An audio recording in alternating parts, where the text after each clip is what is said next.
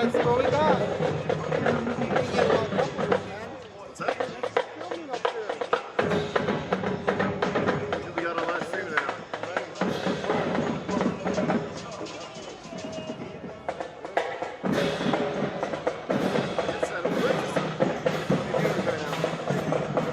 Still got what? Still got a half hour. Last week we got up to 141 viewers, dude. Is that the most you ever had? Friday, 141. Rescue. We got 81. For freshman? It's crazy. Big things and stuff? Woo, it's good, man. Look at this quality.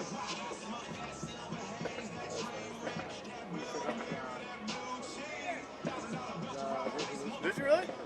Now entering the stadium, the pride of Chaparral, the Chaparral Firebird Marching Band.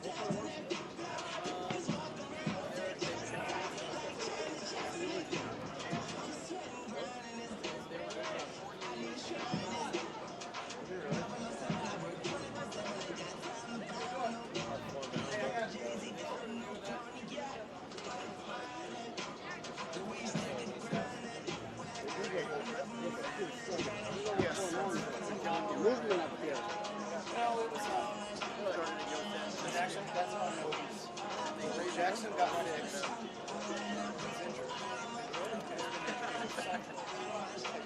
They figure out they put their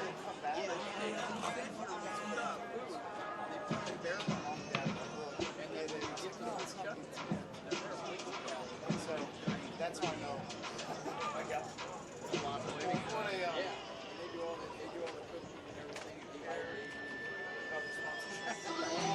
And able to pull it out. Okay, yeah, no problem. It's the greatest,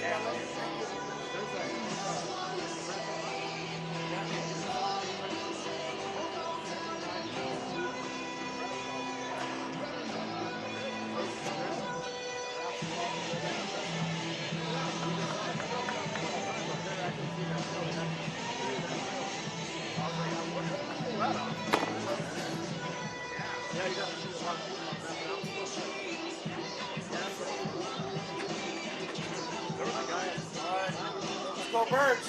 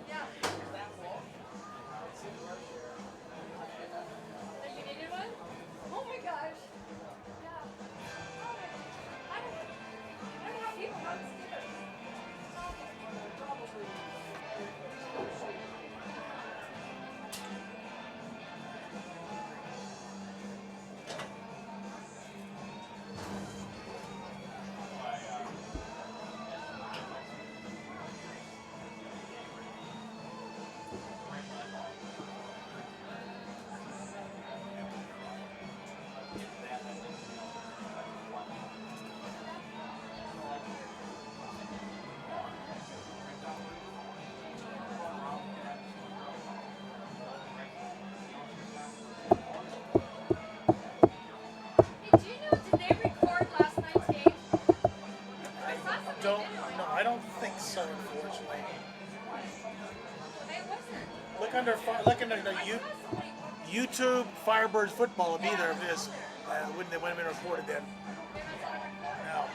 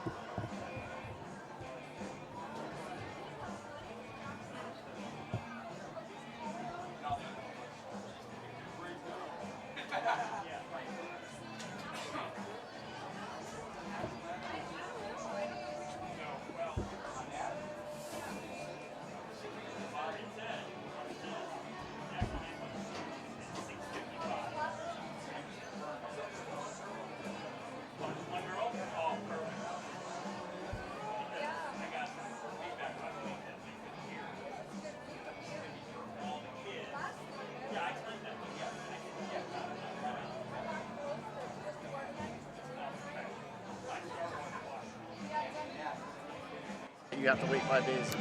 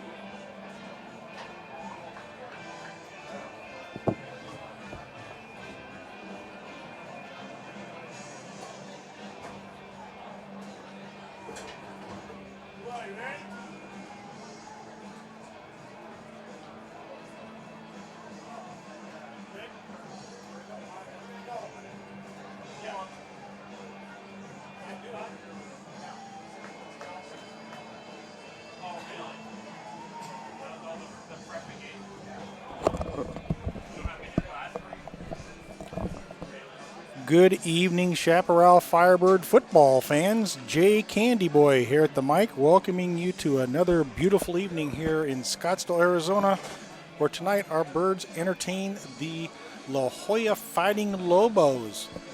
Typical football weather here in Scottsdale, Arizona, about 100 degrees here at kickoff. Glad to bring you another exciting evening of Firebirds football. We're about 10-15 minutes away from kickoff, depending on how everything unfolds here. 6th season at the mic, and glad to be doing this for the Birds once again. And what an exciting ball club the Birds are featuring this year. Birds currently ranked number 4 in the state under brand new head coach Brent Barnes. The Birds opened up their season on the road at that time number 5 ranked Chandler Hamilton. The Birds coming in with 11 ranking preseason and took down those Hamilton Huskies on the road by a score of 36-33 in overtime. And our own Tommy Christakis, wide receiver and place kicker, was named the Arizona Republic's Player of the Week for Week 1. And last week, of course, here, Shaptown, our first home game against the Desert Mountain Wolves. And that featured taking on offensive coordinator Kurt Warner's West Coast offense. The Birds pulling out a 35-16 victory in that one. An absolutely stunning, thrilling game here that saw this place as packed and energy filled as I have seen it in all the years I've been here. And so it's about high school football here on a Friday night in Scottsdale, Arizona. As we entertain, I mentioned the La Joya Fighting Lobos. Lobos opened up their schedule, last week. They were actually at Maryvale and took down the Maryvale Panthers by a score of 69-0. So not quite sure what to make of this Maryvale squad. Not a real big squad, only 41 athletes on the roster. And in fact, normally every week we have a freshman contest, on a Wednesday a JV contest, and on a Thursday in the varsity tilt, of course, on Friday night. But not enough athletes out there at La Jolla to be able to have a JV game. And so far, folks, all of the teams in Freshbird and Firebird land are undefeated. So it's a great start, as I mentioned, for Coach Brent Barnes coming to us from the Norman, Oklahoma area. You know, as always, I like to give lots of shout-outs because we wouldn't be able to bring you this broadcast and all of the gear and everything that's provided for our athletes without our great sponsors. And leading the way, our headline sponsor is Jimmy John's. They are our scoreboard and press box sponsor. They are also our online sponsor. And Jimmy John's, they like to say, freak yeah. They are incredibly proud to support Chaparral football as the official press box sponsor. Go Firebirds. And again, tagging out that, they're also the ones that make these streams available to you. Looking at this panoramic view here, I was reading in some online articles this week, and this venue nestled, well, it's by basically Mummy Mountain, just north of Camelback, if you look to the south there. And my cameraman, Joel Sanchez, as always, I want to give a shout out to you, my friend, my buddy. To the south there, you can see the stunning mountain vistas. And as I started to say, some of the online articles reading it, this is featured as number 1 or number 2 in the state for absolute perfect picturesque venues to play football. This field in its second year is in great shape. And looking west towards the track and the scoreboard, you can see some of our headline sponsors. I want to also give them a shout out. Certainly to the Scottsdale Princess, also the Fairmont Princess. We want to say a very special thank you to our family and friends at the Fairmont Princess for their scoreboard sponsorship. Take advantage of a 5-diamond luxury hotel. They have a TPC stadium course or the award-winning Well and Being Well top-ranked spa. They also feature the La Hacienda Restaurant, Toro Latin Restaurant, Rum Bar, and Bourbon Steak Restaurant. 2 other main sponsors I want to give a shout out here early on is Raising Cane's. They are the official chicken finger sponsor for Chaparral football. They love their ongoing ticket and Booster Club Lounge sponsorship, and Raising Cane's says they are always ready for a Chaparral Firebirds game. Speaking of Boosters Club Lounge, if you're a silver level member of the Boosters Club or higher, that allows you to come to the VIP lounge pregame, during the game, halftime, get some food, some beverage, hang out with some boosters, some alumni, some fans, and just absolutely soak up football at the high school level. It's very unique to see this at the high school level, and we have great, like I said, Jenny Jorgensen staff set for us, and just a great job. And finally, other main sponsor, Lerner and Rowe. You can also see they are on the scoreboard here if you're in the house, or again, maybe Joel can show you that shot. Not quite sure what's going on the picture-wise, but Joel's going to be giving us some great shots tonight. Again, thank you, Joel. And that is Lerner and Rowe. And of course, as we know, Lerner and Rowe is famous for saying they're in a wreck, need a check. They will fight hard to get you all the money you deserve. They're a very long-standing, proud supporter of Chaparral Firebirds football. As we await both teams to take the field here, about 4:37 on the clock. Got some of the Pommies down there stretching up a little bit. We've already had the Firebird Marching Band come into Shaptown. And as Joel can pan around the stadium, probably show you some of the banners. Many regional championships here, 6 state championships at Chaparral. So this is a great football tradition. We have had state championships here in 1999, 2000, 2002, 9, 10, and 11. And as I mentioned, many regional championships. And Coach Barnes looking to get us back to that level. As I already mentioned, currently ranked number 4 in the state. And in case you weren't aware, folks, this year the Firebirds have jumped back up to the biggest classification in Arizona football. That's 6A. The last 2 years we were in 5A. But because of our success, a couple other factors, the Arizona Interscholastic Association, which is the governing board for athletics in Arizona, said they need to move us up to give us some competition. My goodness, have they done that, because looking at our schedule, it is absolutely packed. I see a couple of the captains trotting on the field here. I see number 1, Jack Miller, number 5, Oliver Karras, number 54, Zian Tessler, and big number 76, make that 78, Craig McFarland. And finally, our last captain, Tommy Kostakis, number 81. Tonight, the Birds featuring, they call that Old Gold. Is that jersey color with the white pants and the white helmet with, of course, the Bird logo on the sides. But back to the schedule I was talking about. Next week, the Birds are off. And folks, if you're in Scottsdale or in the Phoenix area picking this up, or even if you can make it here, you do not want to miss the game. A couple weeks from now, September 14th, we go down to arch rival Saguaro. Saguaro, of course, has won 3 state championships in a row. Granted, they're a 4A program, but a couple years ago, they had 16 individuals go to D1. They have about 15 who are being recruited this year. Absolutely loaded one more time. So we will get down to Saguaro and resume the rivalry that hasn't taken place in 5 years now. It was always known as the Battle for Scottsdale, the championship for Scottsdale, and so really looking forward to going down there on the 14th at the house and, quite frankly, taking down the SaberCats. Looks like La Joya taking the field. Their colors officially listed as Navy and Vegas Gold. And again, they are the Fighting Lobos. So more about the schedule. After going to Saguaro on September 14th, which is our next contest, the following week we will be home. That is homecoming on September 21st against Mountain Ridge. The following week, go on the road to Boulder Creek. That's in Anthem. And the following week after that, October 5th at Sandra Day O'Connor. Before October 12th, Mountain Point comes into town. Mountain Point is traditionally a very powerhouse stack ball club, and they feature as their offensive coordinator former head coach here, Conrad Hamilton. So a little bit of a rivalry. And we're going to put the mic in a pause mode for a second as we get ready for our national anthem. Tonight's national anthem will be performed by Addison Hill, a sophomore here at Chaparral. Addison Hill, a sophomore here at Chap, will be bringing us the national anthem tonight.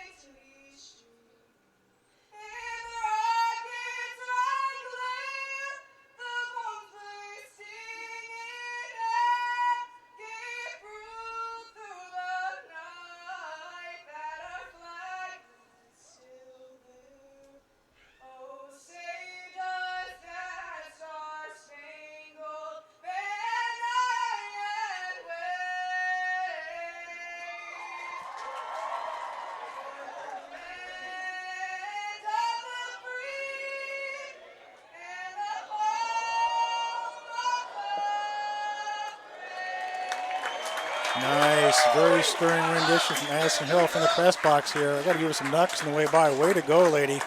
Absolutely rocking that. Sounded so good, very patriotic. And I want to give one word, certainly speaking of patriots and things that happened this week, of course, the passing of our own Senator John McCain here in Arizona. I know he's going to be lying in state on Memorial Fumes. John, peace be with you, my friend, and we wish you the best. So we're about ready for some Firebirds action here tonight. Ready to go out the Bird here to our left, the tunnel, which is always inflated. See the Pommies and Cheer are down there. A couple of schedule notes to finish this up. On October 19th, a game that will be featured on ESPN. We're going to travel to Pinnacle and take on a much highly anticipated matchup with Spencer Rattler, the quarterback there, who is going to be going to Oklahoma, and then finish the season at home against Liberty, and Liberty currently ranked the top 5 also. So our boys coming in number 4, looking to see what they can do tonight against the La Joya Ball Club. You can see the captains out at midfield also with the coin toss. Captains for La Joya, number 52, Zion Fell, number 58, Cristiano Montoya, number 8, Miguel Valdivinos. And see if I can catch one more for you as the Birds do take the field here. Number 32, Nicholas Gomez. So Birds trying to run that win streak to 3-0 before the bye week or off week next week. Coach Barnes saying this morning in the quarterback club that the overall health of the ball club is great. Only player suspected to not play tonight is going to be defensive back number 16, Ashton Liddell. Ashton, a little concussion protocol. Coach said he feels okay, but of course that's one of the safety rules that's now implemented at high school football. You get a concussion, you sit out the following week. And if you tuned in last week, it was a long one, folks. We had a good ball game, as I mentioned, against Desert Mountain, but we had about a 45-minute lightning delay before we came out in the third quarter. And then in the fourth quarter, with about 3 minutes to go, one of the Desert Mountain players got taken out and eventually taken off the field on a stretcher and ambulance. Thank goodness he only had a concussion. So that's part of high school football, but it was a long evening, and this broadcaster didn't even make it home until around midnight. So it was a short evening before I had to go, or I should say short night before I had to go to work the next morning. So we're ready for Firebirds football out here. A beautiful evening. Like I said, this is typical Arizona weather. Why not? 100 degrees at kickoff. That's 6:58. That's what we do in Arizona. Head coach Brent Barnes features a wide open attack led by junior quarterback Ohio State commit Jack Miller. His favorite target so far has been Notre Dame highly recruited athlete number 81 Tommy Christakis. And when he does choose to hand off the rock, his primary running back has been number 6 Darvon Hubbard, who's also committed to Ohio State at this point. The Birds are going to be kicking away, and in this stadium it will be west to east or right to left in your screen. Alfred Jordan dropping back to receive the kick along with number 7 Isaiah Kellum. So wherever you are in Birdland, I hear we have listeners in Florida and Texas. Phone saying we got some in Colorado, also Kansas, of course around Arizona. Sit back, enjoy your evening, and look forward to an entertaining night of Firebirds football here from Shaptown.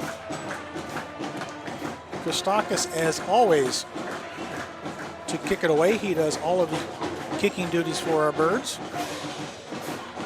Absolutely no breeze to speak of here at Shaptown.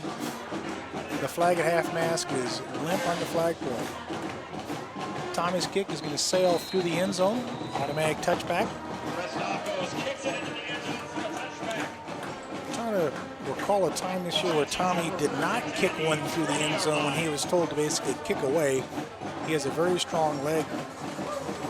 And his 43-yarder against Chandler Hamilton, the first contest of the year, sent that one into overtime. That's part of why he did earn Player of the Week honors for Arizona in what was known as 0 week.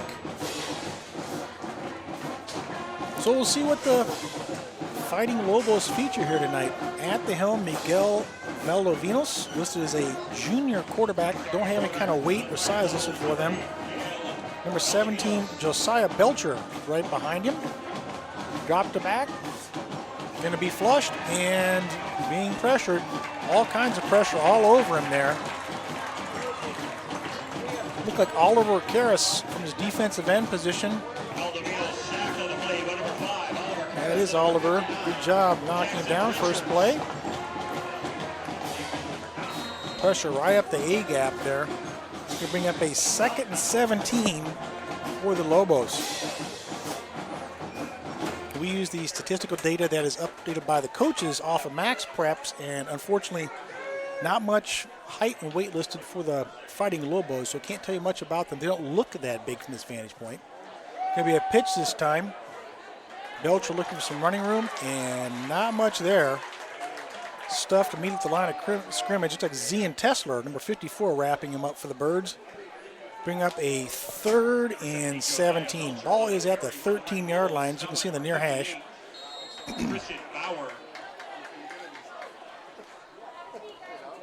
talking to Coach this morning and talking about the fellas, are they looking for a letdown this week? On the contrary, really looking forward to being able to have a great victory here tonight and looking forward to that bye week. So hope we can get a lot of athletes in there and take advantage of this bye week coming up. Back to throw. Pass is going to be complete. Nice ball and catch. Kellum hauling it in from Valdovinos, but he's going to be short of the first down. He's real close. Well, check that. The referees say he did make that first down right at the 30-yard line. I thought he was a yard short, but the referees give it to him. So nice pitch and catch there on a 3rd down and 17. Valdivinos' first pass attempt is complete, and that moves the sticks for La Joya. Big number 34 trotting off the field again. I wish I had some size and weights on these guys. That is a big man. That's Zachary Black, but don't have any kind of weight on him. Rolling as Valdivinos being flushed again. Carroll in his face. Pass is going to be batted down. I think that's going to be batted down by Jason Richards over there.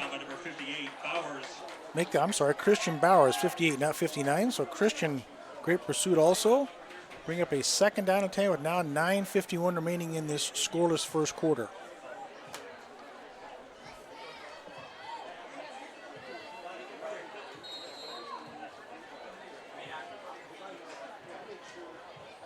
Looks like the Birds featuring 3 down linemen. Jace Jorgensen, 52 in the middle. Number 5, Oliver Karras on the edge, along with number 59, Jason Richards, making 4-man front. So you can call it the other one. That's what I thought. Valdivinos' pass is not going to be there. Also big number 79, Sardar Aziz on the defensive front for our boys. That one also falls the turf. They'll bring up a 3rd and 10, ball at the 30. Sardar, our 6'2", 305-pound sophomore, is obviously a big boy. You can see him trotting off the field along with Jace. Look for a lot of rotation of fresh bodies. This time checking in Ryan McMillan, number 72 defensively for the Birds. 3rd and 10 upcoming.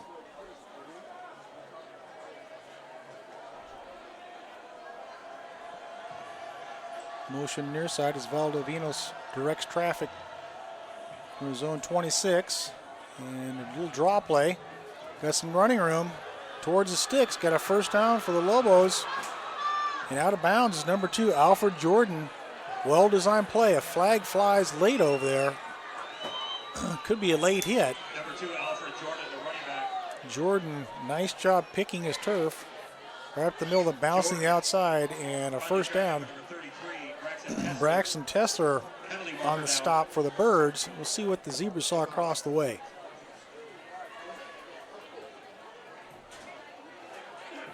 Preliminary is against the Firebirds. Dead ball, personal foul against Shap. Personal foul against the defense. So we're going to tack on 15 more, unfortunately, to bring the ball down to about the 23-yard line. So the Lobos on the move here with 9.5 remaining in the first quarter.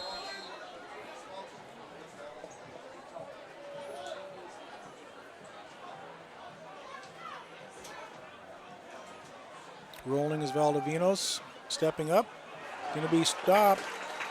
Nice tackle from behind. Jace Jorgensen, number 52, stuck his paws out there, bringing him down. So good sack for the Jace man. We'll call him Double J. Bring up a 2nd and 15. Ball at the 29-yard line.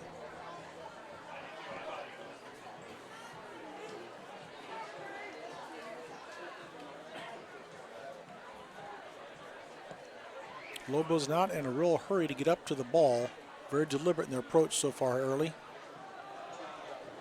Handoff at Jordan, not much there. Trio of Firebirds there. I see Braxton, Tessler, Oliver Karras getting up in the pile, along with Zian Tessler. We'll call it a gain of 1. Bring up a 3rd and 14, 15, depending exactly on the spot, right about the 28, 29-yard line there. All right, Firebird fans, let's hear you for the 3rd down. Quite a different atmosphere from last week when this place was packed. It was energetic, and across the way the stands were stacked. Not many Lobos fans have traveled from far west Phoenix. Actually, La Joya is in Avondale. They have chosen to not make the trip. Looks like we got delay of game penalty against the Fighting Lobos. It's going to move them back 5. Bring up 3rd down to about 20 upcoming here. Certainly one thing this announcer has to do on nights like this is drink a lot of water. There's no air moving and it's hot. Not quite as muggy as it's been. The Arizona monsoon has finally blown away. Could have 1 or 2 more storms, but just about the end of our monsoon season Nice ball this time, and has a man. And good defensive coverage out there. Number 7, Isaiah Kellum, had a step. Cam Hightower, number 2 defensively. Good job right there. Well thrown ball by Valdivinos. Drops the turf. They'll bring up a 4th and 20. See if the Fighting Lobos go for a field goal here, what they decide to do. Appears we have number 25 dropping back into punt formation is Ricardo Ramirez.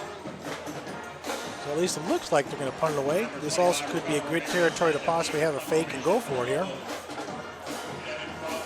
Devin Crawford, number 9, standing his own 5, anticipating the punt.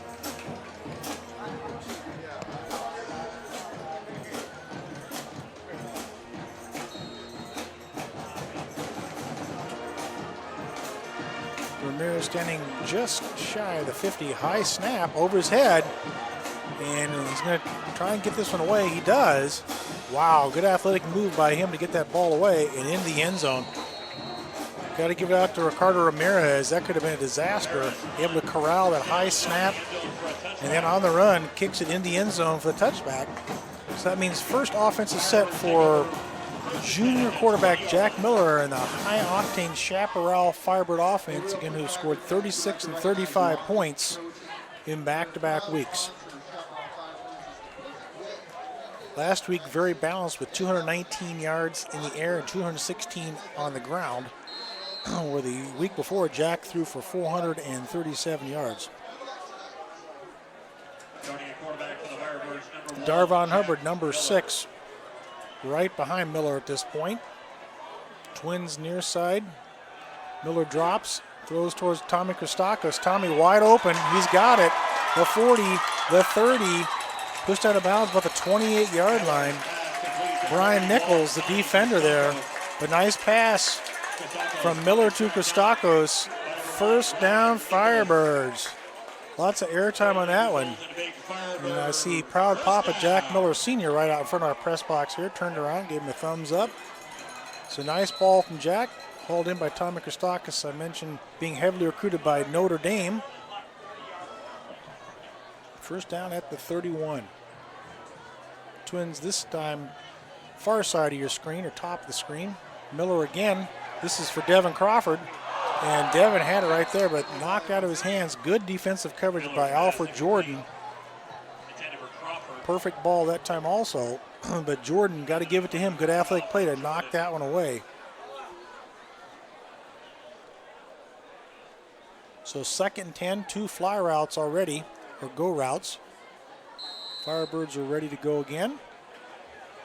They're going to test this defense. Hard count, and looks like a little happy feet by number 45, Fernando Tovar, jumping off for the Fighting Lobos. It's going to cost them 5 yards.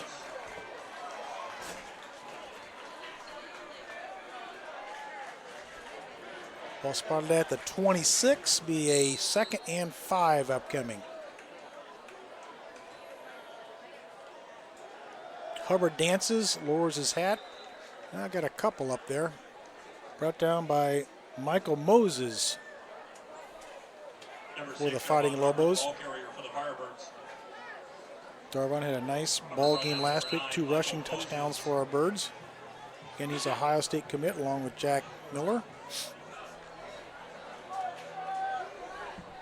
3rd and 3.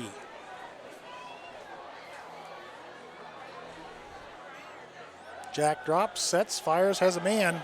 Wide open. Touchdown, Tommy C. Tommy Christakis from Jack Miller at the 6:55 mark puts the Birds on the board and up 6-0. Nice pass, all kinds of air from Jack to Tommy. And puts the Birds ahead for the first time tonight. Excuse me. I had a little bit of an allergy situation, folks, so if I cough a little bit, I do apologize. I got a scratchy throat this evening. Tommy C. on to attempt the extra point. Number 10, Ben Edelblut, the holder. Snap's perfect, kick is good, And that splits the uprights. Adds one more our score, 7-0 in favor of our Birds. As you know I love to do, love to give those commercial shout outs on the break. Got to give it up to State Farm. 3rd year in a row, they're a proud supporter of Chaparral Firebird football. Also along with Clean Freak. That's why I personally get my car done. So if you're in the Valley, they are very detail oriented there. And Spooner Physical Therapy. They're a longtime supporter of Chaparral Firebirds football. And they like to be here at Shaptown, they say. So that breaks the scoreless streak that the La Joya defense had last week against Maryvale. A little tougher competition this week.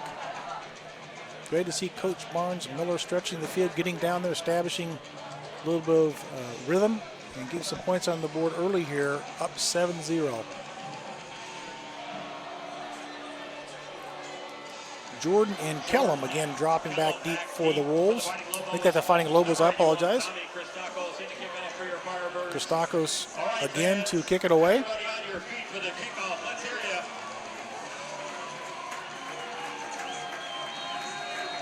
Public address announcer Mark Curl imploring the Firebird faithful to get on their feet and charge on those Birds. Tommy's kick is going to sail through the end zone again, so automatic touchback. Second set of offensive downs for Valdivinos and the La Joya offense.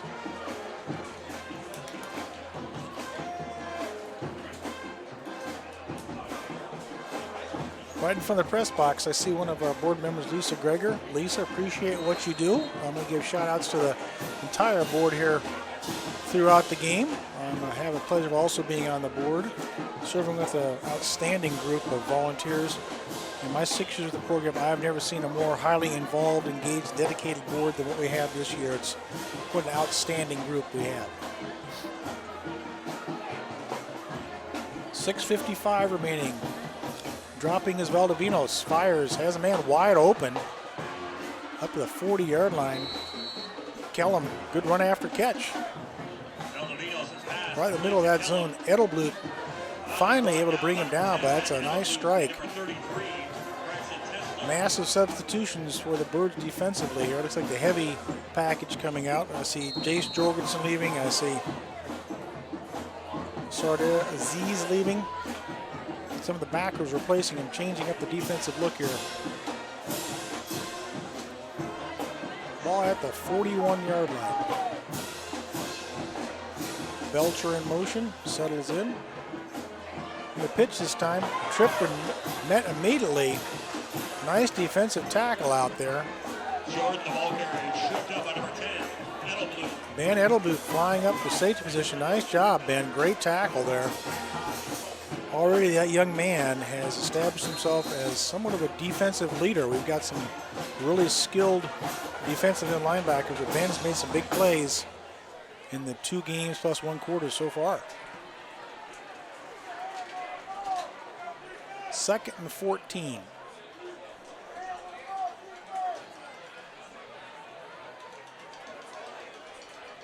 Jordan settles in the slot. Valdivinos handles a low snap. Lots of pressure. Nice catch. Carlos Fernandez able to haul that one in and not going down right away. So several receivers have been targeted already by Valdivinos. Fernandez able to haul that one in. Alex Munson defensively for our Birds. 3rd and 4 upcoming here.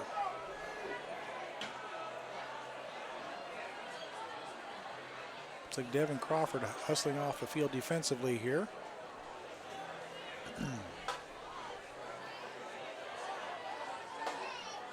Scrambling, rolling, throwing back the other way. Well-designed play, just too tall. They had a man, Alfred Jordan. Valdivinos just threw that one too high. And Jordan had a blocker downfield in front of him. He had Carlos Fernandez, so well-designed coming back across where the rollout was designed, but that will bring up a punting situation. That means that Ramirez will punt it away to Crawford. Short man is Edelblut. Ramirez standing at about his own 31 to kick this one away.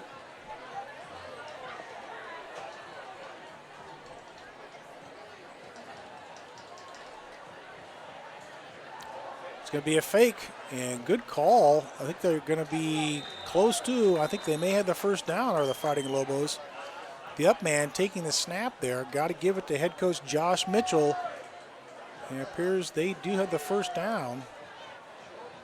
Number 32, Nicholas Gamez, taking the snap as the up man. And looks like the referees may want to measure for this one, but good call. Again, I give it up to Coach Josh Mitchell on the road, heavy underdog. Not expected to even be in this ball game, and why not give it everything you got? Excuse me. So we have the chain gang out here for measurement. From this vantage point, it appears like they do have it. Let's see where they stretch it out to. It is a first down. So that pays off for the Fighting Lobos. Good gamble. The first set of downs at the Firebird 49-yard line.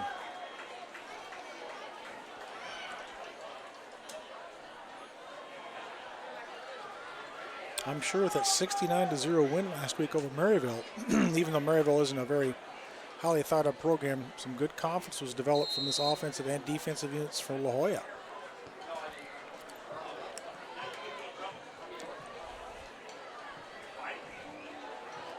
So Valdovinos, fresh set of downs, Shap 49-yard line. Jordan in motion, settles again in the slot. Low snap, looks, lofts it up, has a man wide open. That go route's been open a couple times. Kellum had him in the near sideline, just too much air on that one. That's the pass earlier that could have been caught if it had been thrown exactly right there. Alex Monson defensively for the Birds, but that one falls harmless to the turf. With now 4:26 remaining in the first, our Birds up 7-0.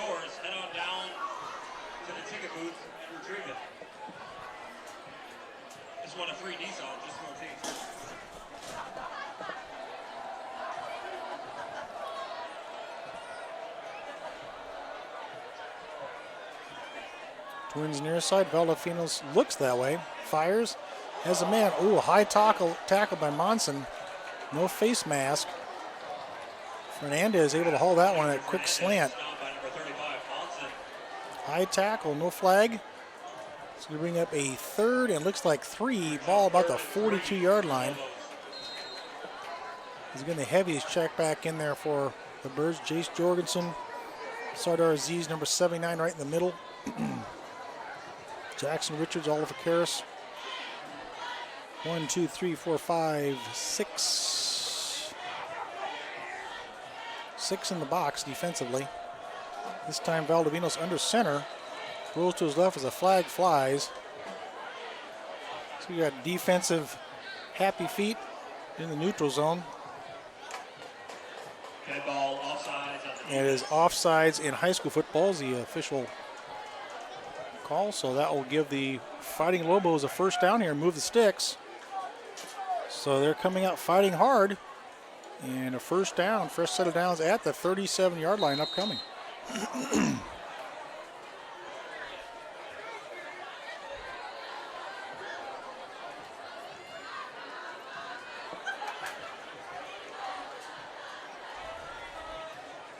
Under center again is Valdovinos. Split backs this time, different look. Takes his drop, being flushed, and decides to get rid of it. Pass is going to be incomplete. Defensively, Devin Crawford all over Jennifer Fernandez. A good job by Devin knocking that one away. Jace Jorgensen, Oliver Karras in pursuit. But wisely, Valdovinos got rid of it. Not able to haul that one in was Fernandez. So 2nd and 10 now at the 37.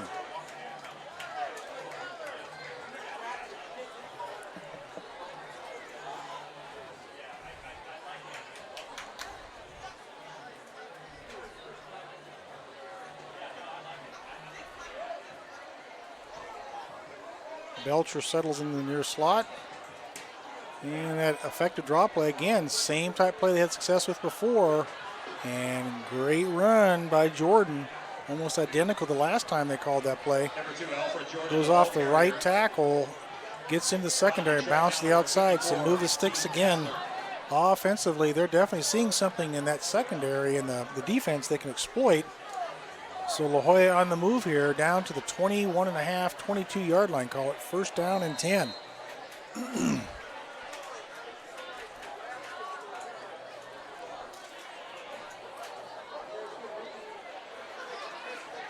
It's like the I formation this time.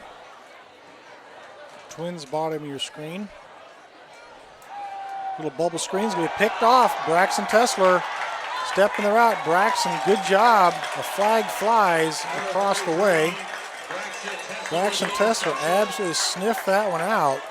I'll bet the coaches saw something on film because we hadn't seen that at all. From that formation with Twins grouped together, Braxton jumped that route, able to pick that one off, and returns it up the 44-yard line. There is a hanky across the way. We've got a sideline warning. The Fighting Lobos sideline warning, so no penalty yardage on that one. Last week, Braxton's brother Zian had a pick. He also had 2 sacks last week, so the Tessler brothers do a great job defensively for the Firebird squad here in 2018. So back to work. The Birds offense. Got to check someone's got equipment malfunction. So that Devin Crawford going to come out for at least one play. It's going to be replaced by Max Minor, number 82, the 6'3", 175-pound sophomore Max.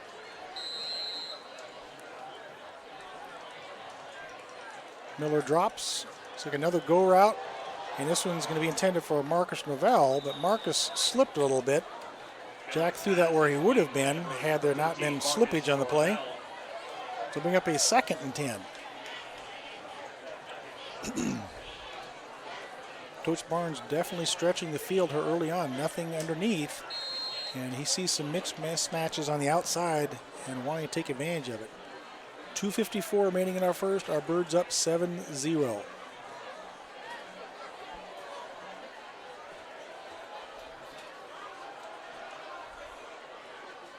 Christakis and Crawford split far right. Miller rolls that way, fires. Underneath is Tommy Christakis. He has another Firebirds first down. Move those sticks. Going to be drug out of bounds about the 42-yard line.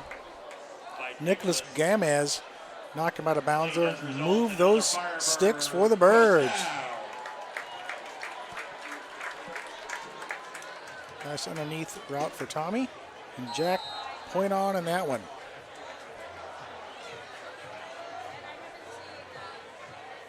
The offense looking to change this one up.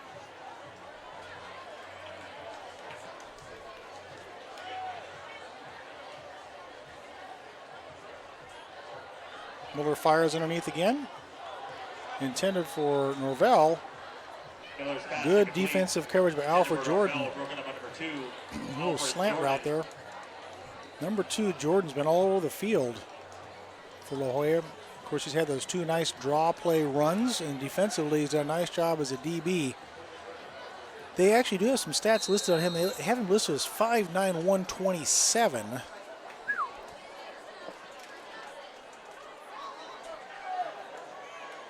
Big Darvon Hubbard into secondary. The 30, the 20, knocked out of bounds inside the 10 at the 7-yard line. Darvon rumbling down the sideline.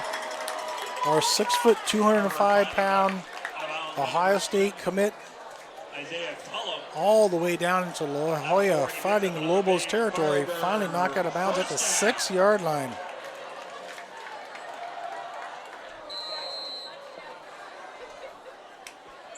So first and goal upcoming here as the Birds look to put their 2nd touchdown on the board in the first period with now 2:32 remaining.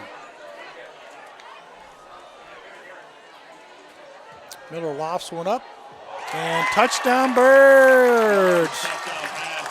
Miller to Marcus Norvell II at the 2:28 mark. Puts the Birds up 13-0.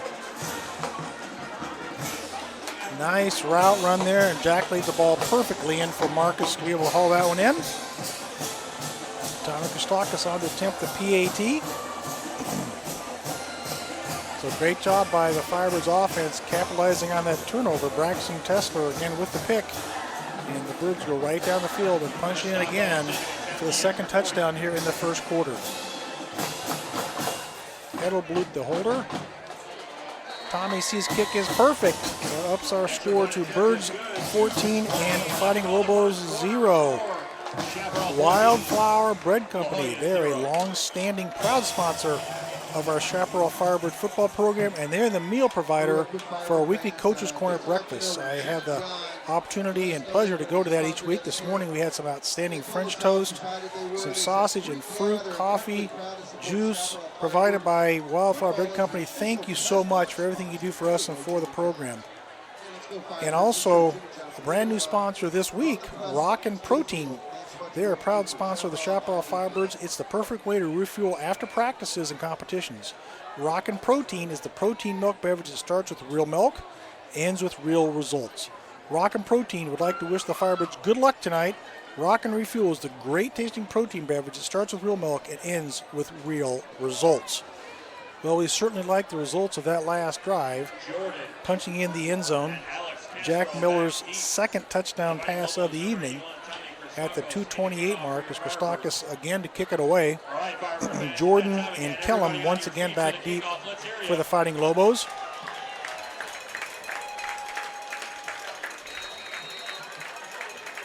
Strong start for our boys in Old Scarlet and White tonight. Tommy's kick once again. Sails through the end zone. Touchback.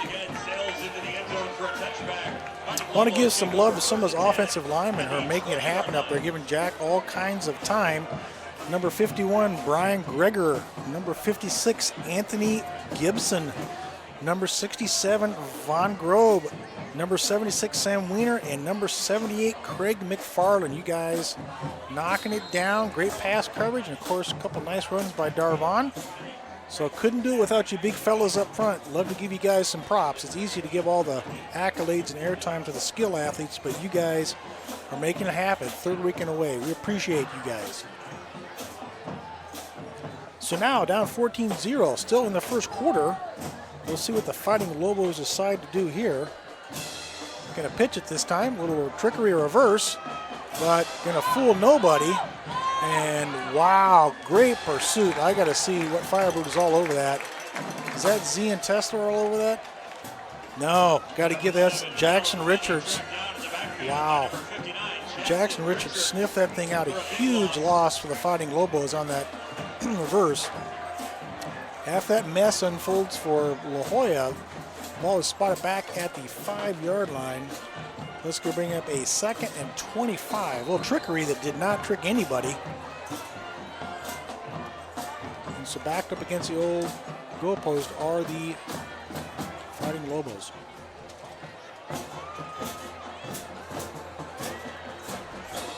Lots of pressure up the middle. Looks like Braxton Tesler jumped in a little early. A little happy. Easy to do. You're off to a great start. The defense is playing well. Offense is clicking. Get that momentum going. Everybody wants to jump in. This is going to be a 5-yard mark off here. You know what? Check that. I am absolutely wrong, folks. The offensive line first moved, so it's halfway to the goal line. That's your broadcaster's fault. I apologize for that. Braxton Tesler again. I think he's causing some of the offensive linemen to move. That's what he's clapping about, second time in a row. So, again, Braxton, way to go. So half the distance to the goal again. The ball just outside the 1. Technically, you have to call that the 2-yard line, but wow, it's about the 1. 2nd and 28.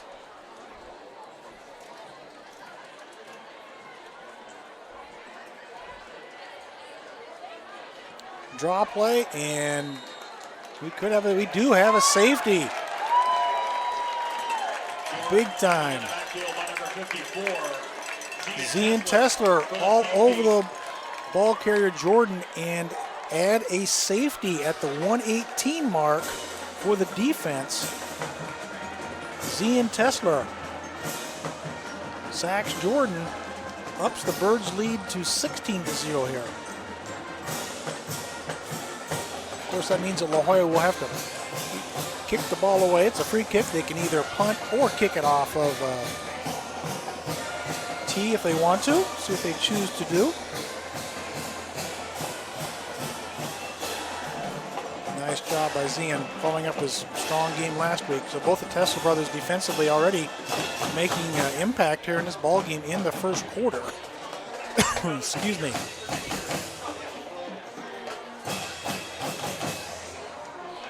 Fighting Lobos will kick this away, as I mentioned.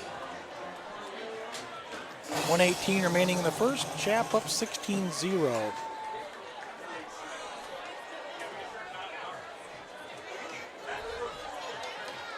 It's going to be a free kick from their own 20-yard line here. And they are going to choose to tee it up and kick it away. Number 5, Carlos Conchas to kick it away. Devin Crawford back deep. Also back, Darvon Hubbard. Capri Hamilton, standing about their own 30, 35-yard line there. Number 5, Carlos Conchas on the free kick. End over end kick. Darvon Hubbard's going to field it, his own 29. Looking for his blockers to set up. Great block by Devin Crawford right there. Towards the middle of the field goes Darvon. We brought down about the 42-yard line. So great field position again for that Birds offense. With already 2 touchdown passes here in the first quarter. And of course the defense with that first safety. Another sponsor I want to give a shout out to is Trich Bunacore Law. They're a new supporter and they're a front inside program cover sponsor of the Birds. I haven't even mentioned this outstanding program. If you've watched these broadcasts the last couple weeks, always do give a shout out. This is quite a work of art, literally. Our own Sherry Miller, she and her team put this together and it is phenomenal. It's a must-have if you're at Chaparral Stadium. Pick one up. Great pictures, in-depth articles, and of course lots of sponsors in there. See Coach Barnes walking on the field. Not quite sure what's going on, a little equipment situation or stopping the clock with 1 minute remaining here in the quarter. I think the headline was talking lower back there. Coach Barnes pointing out something down there. He's going to be talking to them to see what's going on, getting an explanation. Coach talking this morning in the QB club about a real point of emphasis this year for all the officials is just sideline warnings and keeping coaches off the field completely. Last week he had a couple of flags for that. They don't want any coaches on the field at all when the ball is in play. So the clock has been reset to 1 minute 10 seconds now in the first.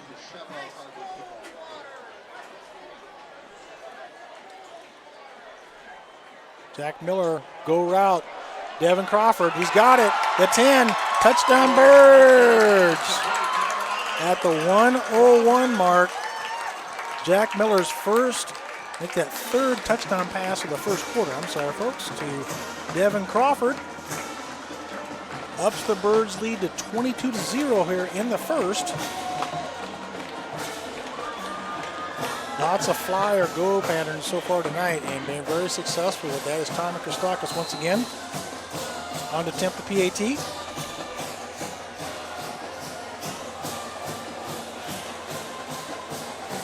Edelblut the holder. He wants Christakis in to attempt the extra point.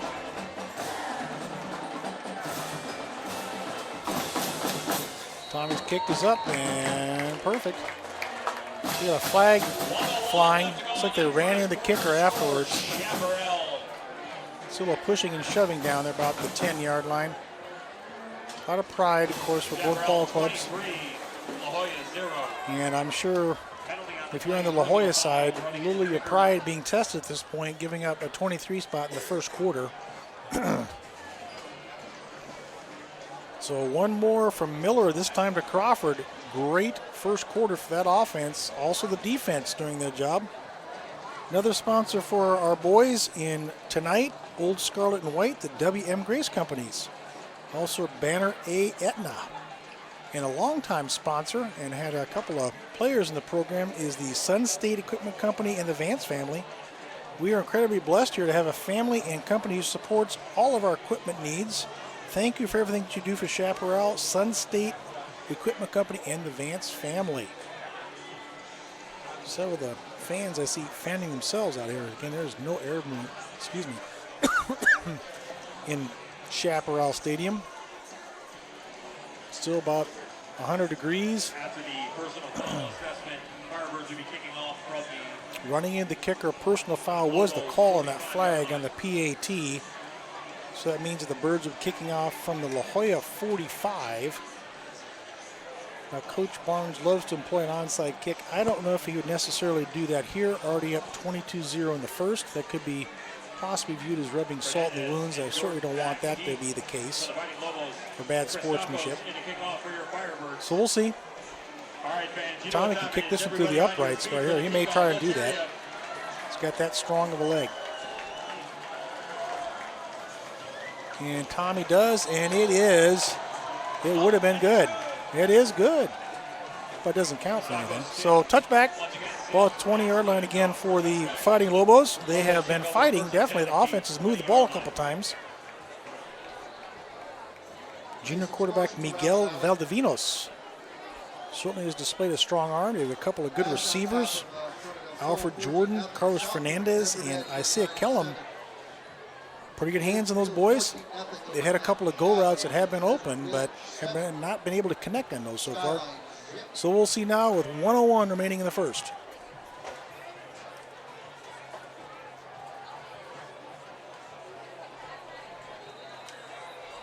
Flag flies again.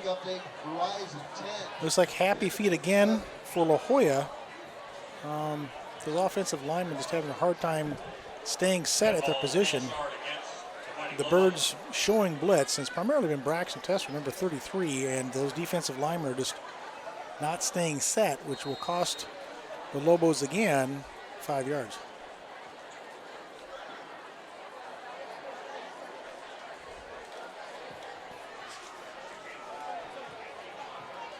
Ball at the 15-yard line.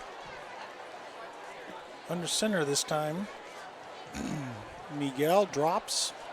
Going to be flushed again. Karras in pursuit. Jorgensen in pursuit. And nice catch across the way into between a trio of Firebirds. Alfred Jordan able to haul that one in. Number 2, Alfred Jordan. After that great running catch. Up to the 36-yard line, so move those sticks for the Fighting Lobos.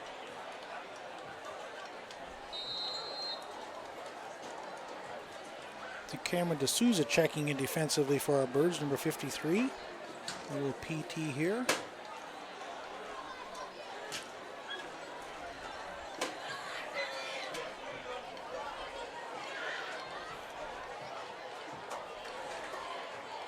Rolling. Lots of time this time. Fires, has a good strong arm. Got a man at about the 46-yard line. Isaiah Kellum. Pass complete to Kellum. Right in front of Alex Munson. Drives him out of bounds.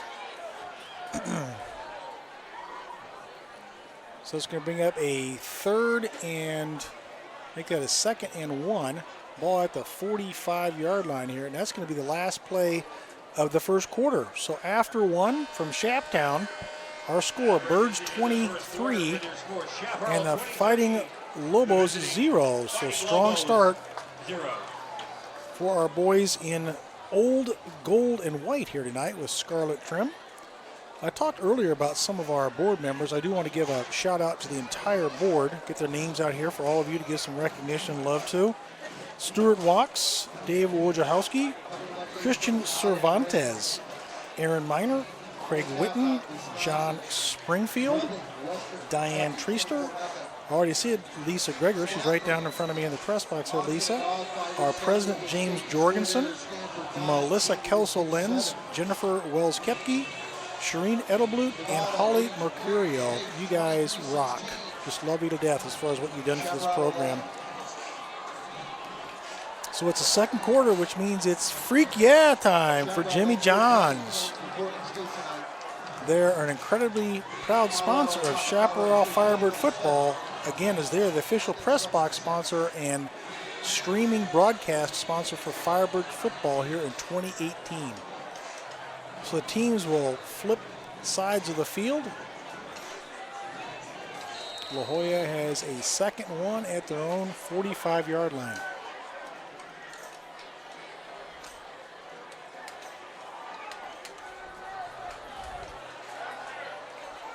No play action this time.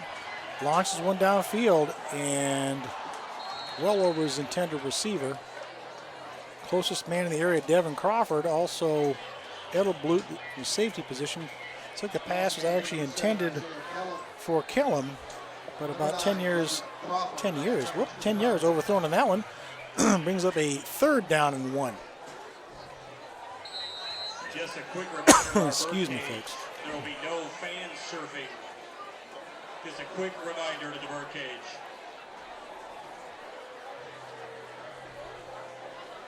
Looks like Valdivinos will settle under center here. Birds stack the box defensively. A little counter play, trying to stretch it out. And not going to make it. Good defensive pursuit by our Birds. Jared Williams all over him there. Edelblut also all over Karras. Jared Williams. Jordan gave it everything he had, but took about a 2-yard loss on that one. We have a flag in this one. We'll check that hanky out. Holding against the Fighting Lobos. Penalty for holding against La Jolla. Birds shuttling a lot of defensive personnel in and out, keeping them fresh. Again, this very warm evening with no air movement at all. It feels steamy out here, folks. Looks like Coach Barnes is going to take that holding penalty, moving the ball back to the 34-yard line. Bring up a 3rd and 12.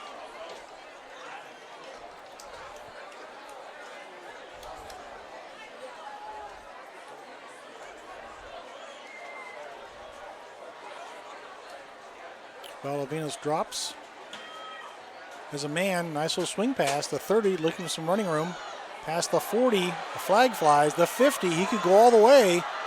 The 30, the 20, the 10, and it appears a touchdown as Ben Edelblut stripped the ball out of Jordan about the goal line. But hold on for everything. There's a flag sitting at the 35-yard line of La Jolla.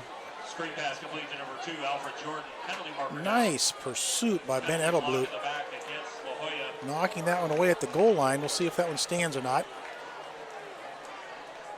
The La Jolla players saying, come on back. So I'm sure Ben's gassed after that one. He had a great pursuit job knocking it away from Jordan.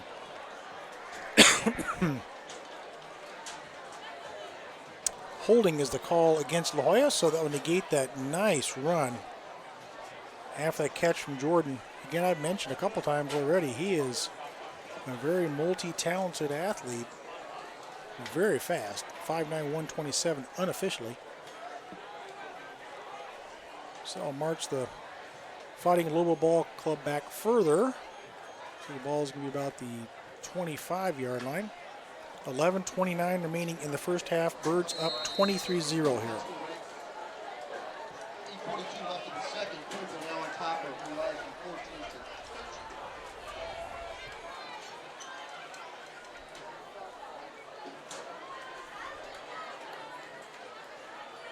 14-6. Valdivinos fires and almost picked off into triple coverage there.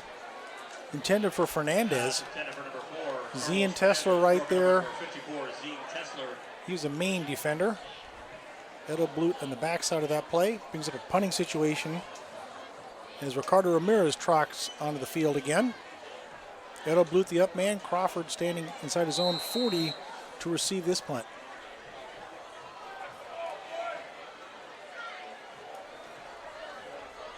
Ricardo Ramirez lines up deep in punt formation for La Jolla. Back deep for your Firebirds. we're going to have a stop and play here. Number 9. And La Joya wants to talk about this one, which once again gives me an opportunity to give a shout out to a great sponsor, GoTA Jewelry. They're proud to be a sponsor of Chaparral Firebird football. Be sure to visit the GoTA Jewelry. That's a beautiful new location. You can find them on the corner of Scottsdale Road and Lincoln. And also the Sauce Pizza and Wine Bar. They're a proud meal supporter for our Chaparral Firebird football players. It's one of the things I haven't talked about tonight, but I have in other broadcasts is every game, part of the booster club that we do is we line up meals for the players so that they're well fed on game day, and then also at halftime they have some bananas, some Gatorade to kind of nutrient up, if you will. And with all these sponsors again kicking in, it makes it so easy to have these boys as prepared as any in the state of Arizona on a Friday night.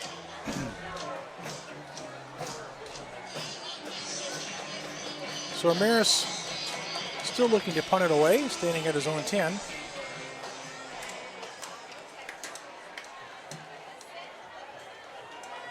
A knuckleball snap and short kick away from Devin. Takes a bird's bounce and will be down about the 47-yard line of Shap. Down it for the Fighting Lobos, DeAndre Evans, number 15.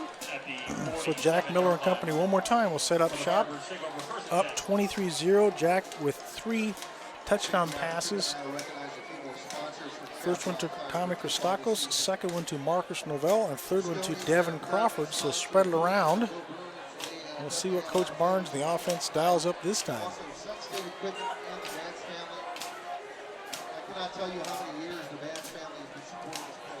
11-11 remaining in the first half.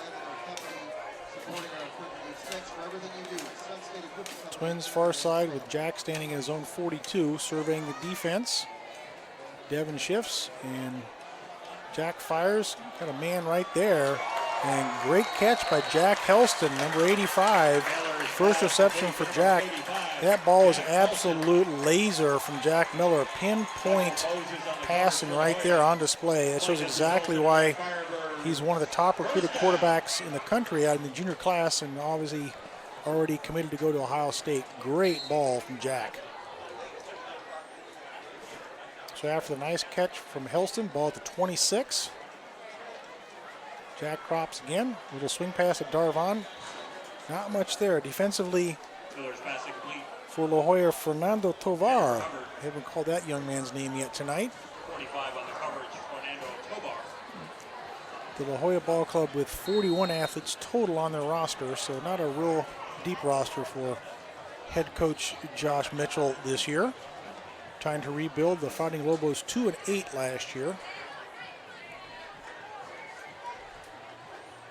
Hubbard gets the ball, dancing, breaks one tackle, falls forward for a couple yards, can be brought down by 34 Zachary Blackwood. And Michael Moses also wrapping him up. Let's bring up a 3rd and 7, ball at the 23-yard line. See a few of the La Joya players taking a knee. They're trying to get a blow here. They've been on the field a lot.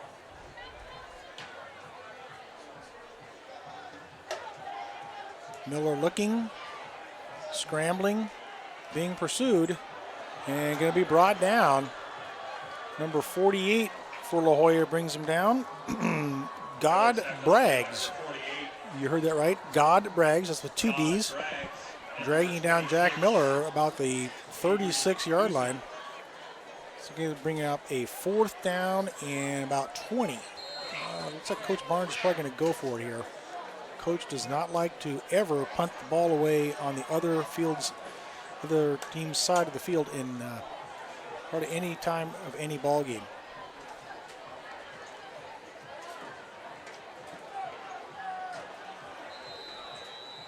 Looks like the Birds want to talk this one over at the 9:33 mark on a 4th and 20 call. Tom Thumb is not just your average gas station. They are proud to support the Chaparral Firebirds. Go Birds. And isn't it better to leave the kids everything or nothing? For some of life's questions, you're not alone. Together we can find an answer. That is Craig Witten, one of our excellent board members from UBS Financial Services. Thank you, Craig, for all you do, and thank you, UBS, for being a great sponsor of Chaparral Firebird football. So what will Coach Barnes dial up here with a 4th and 20 ball at the 36-yard line? Birds up 23-0 here in the first half, and looking to add some more to their lead here.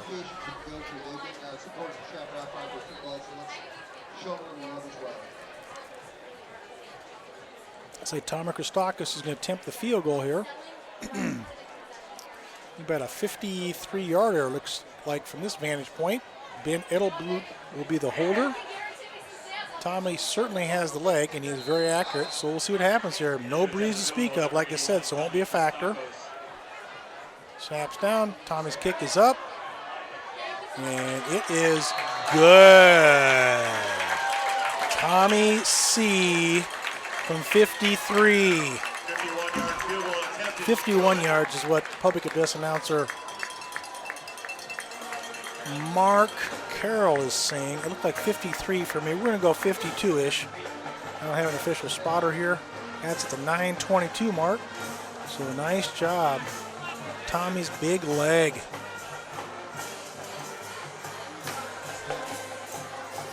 So I think about the La Jolla Ball Club. Again, you know, what do you do if you're head coach Josh Mitchell? What do you do if you're the athletes out there? Kind of getting it handed to you here in the first half. They certainly don't want to run to a mercy rule running clock as far as what happens, but they're still fighting hard, giving it everything they've got. So we'll see how it ends up and what goes on. I just gave a shout out to you on the air, my friend. I just gave a shout out to Craig Witten on the air. Yeah, I did. Craig stopping by the press box here and saying, hey, I said, you know what? I want to give a shout out to this really nice ad inside here. I said, yes. The mid-first water bottle sponsor? No, not yet. You want to know if I talk about the mid-first water bottle sponsor? We'll give the love. Good to see you, brother. All right, Tommy C. ready to kick it away at the 40-yard line. Back deep again, Jordan and Kellum. And Tommy trying to put another one to the uprights, and he probably did. Looks like it's good again. Touchback, ball at the 20-yard line. It's one of the fun things about high school football is you really get involved with all the, in the trenches, everybody. Again, me getting to know all the board members, stopping the board to say, hey, what's going on? And Chaparral's a great community, folks. If you're not involved with this football program, although most of you who are probably watching this broadcast are, I certainly encourage you to come out and experience Chaptown in person. It is electric, it's dynamic. Of course, a winning tradition being reestablished here under Coach Barnes. This is don't want to miss football in 2018.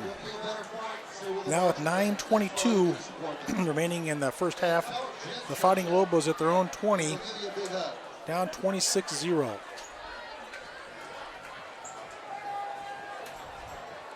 Elavino launches, got a man. This one's been open all night, and it's complete. The 40, the 30, the 20, 10. And that play has been there all night long. Going to be drugged down by Devin Crawford. Isaiah Kellum, that's the third time they've gone to that route, and this time they finally connect a huge pass play. Devin Crawford to drag him down, but quite frankly, Devin was beaten on that play. And it means first down and goal to go for the Fighting Lobos at the 4-yard line. Palavino has displayed a very nice arm for a junior quarterback, and his receivers have responded. So far, no points, though, on the board for them.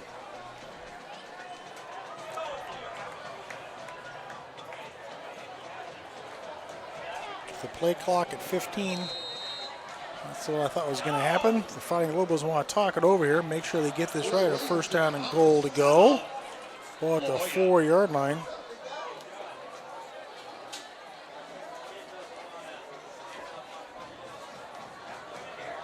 Wishing the Firebirds an amazing season is the W.M. Grace Company. They've been around since 1966. Why choose the W.M. Grace Company? Well, They've been in business over 50 years, as I mentioned. They're family owned and operated. They deliver conservative underwriting to maximize value and conserve risk. They have built or developed for the majority of national retailers. They have an architect and general contractor on staff to ensure efficiency in designs and costs, and they also pride themselves in fairness, reliability, integrity within the industry. They have been voted the top 10 developers in Arizona by the Business Journal the last 5 years. Also, Zip Sports Grill, one of my personal favorites. And depending what time this contest is over, it could be where I end my evening with a little adult beverage. Zips is conveniently located at Via de Ventura and Hayden, and also 64th Street and Greenway Parkway. So 1st down and 4. As I see a bunch of chocolate cake being delivered. Thank you from Portillo's. Portillo's, thank you, sir. Appreciate that, man. Thank you, Portillo's. Chocolate cake being delivered to the booth here for us. One of the perks of being a broadcaster. Got Chick-fil-A earlier. Got the chocolate cake over here. I got all the boys in the press box on the right side clamoring for theirs, so I'm going to have to reach across the aisle here and share. Got some Portillo's love here. See if my cord's going to stretch. Here's some Portillo's love for you guys. We dropped them off.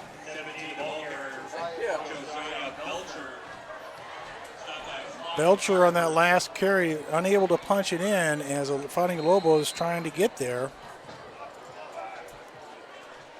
2nd down and 3 upcoming. Nice defensive tackle that time. Jared Williams busting in on Mitchell Anderson. Jared Williams, great job defensively tracking him down. And good job keeping them short. To bring up a 3rd and 5 with the ball at the 5-yard line. Enjoy some of that chocolate fudge cake and Portillo's here at halftime. No reason to warm it up. It's melting in 100-degree heat here. So a 3rd and 5. And all La Jolla has done in 2 plays has gone backwards 1 yard. That stout defense stepping up here, rolling on a bootleg and keeping himself and going to be short of the end zone is Valdivinos. He's down about the 2 or 1 yard line, depending on the spot there. So 4th down upcoming. I'm sure that La Jolla will go for it here.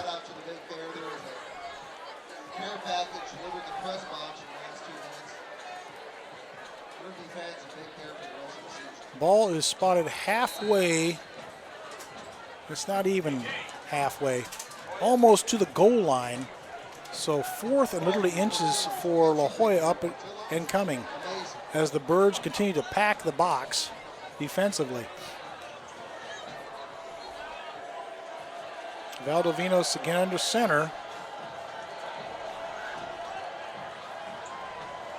And one of the offensive linemen definitely moved. Big number 58. I can see that from here. Cristiano Montoya. He was one of the captains. And they have had quite a few of those happy feet calls tonight. That's going to cost them 5. That's a big one. It'll be 4th down and 5 yards and about 2 inches for pay dirt for the Lobos.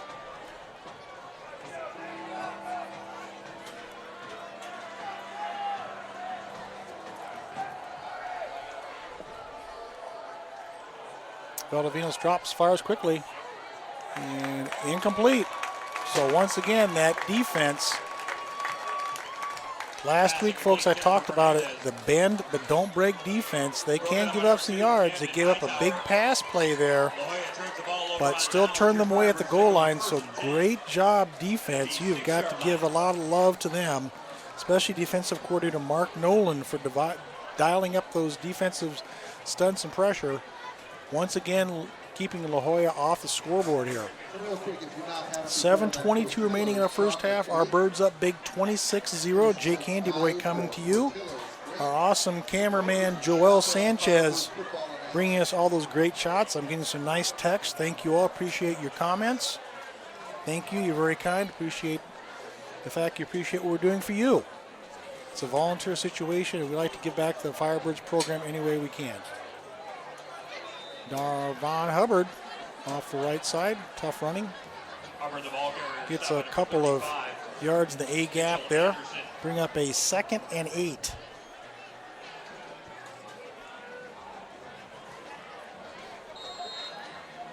Already talked about the biggies up front. I'm going to give him some more love for in a minute. Open those holes, giving Jack lots of time to throw. And Miller does want to throw. He's knocked as he releases and throws that one up, and it is picked off. A little too much air into that one. Ball's going to be picked off by Alex Castro.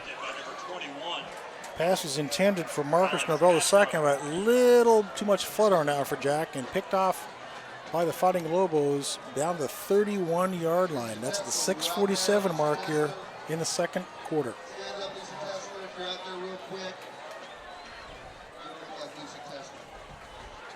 So that defense that held right back on the field here will be tested again. Guys on the other side are tearing up that Portillo's cake, man. Did you get one? No, I got one. Oh, you know I got one. Absolutely. They didn't bring out four, did they? I wouldn't give one. I wouldn't give it all away. All right, nice little screen pass being set up again. Who else but Jordan, the great athlete? Flag flies. Couple flags fly. Oh, nice tackle. Got to give a shout out. Who is that knocking him down? Is that Jace Jorgensen? Ooh, Jace at the end of that run. My goodness, big man. Taking him down, taking down Jordan. There are a couple flags, but I mean, JJ absolutely laying some lumber on that one and taking him down to the turf with authority. I mentioned his father, James Jorgensen, is the president of our Boosters Club, so proud papa on that one. Proud papa when you watch this replay. Jace, man, taking care of business. So the penalty is against La Jolla. Block or illegal block in the back is the call at the 6:37 mark. Ball's going to be back to the 40-yard line for 1st and 19.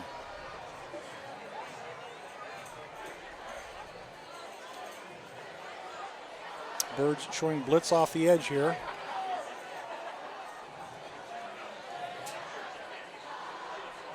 Quarterback keeper trying to alleviate some of that pressure. Braxton Tesler right there to wrap him up. Not much for Valdovinos. Short game.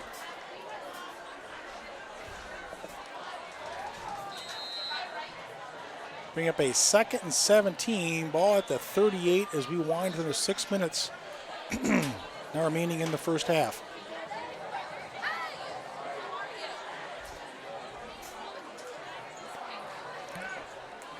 Looks like a full backer this time employed. Valdovinos rolling. Fires, has a man wide open.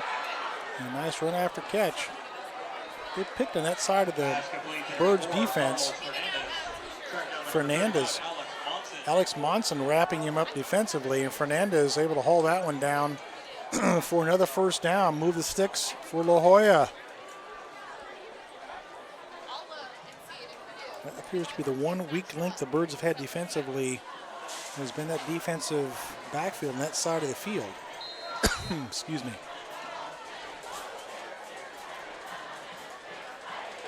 First down, goal to go again for La Jolla. Ball at the 8-yard line.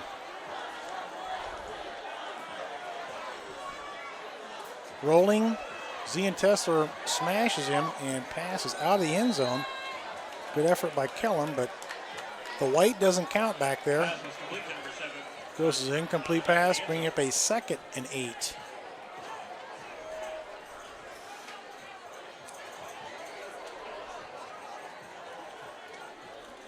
I mentioned already earlier last week how electric it was here.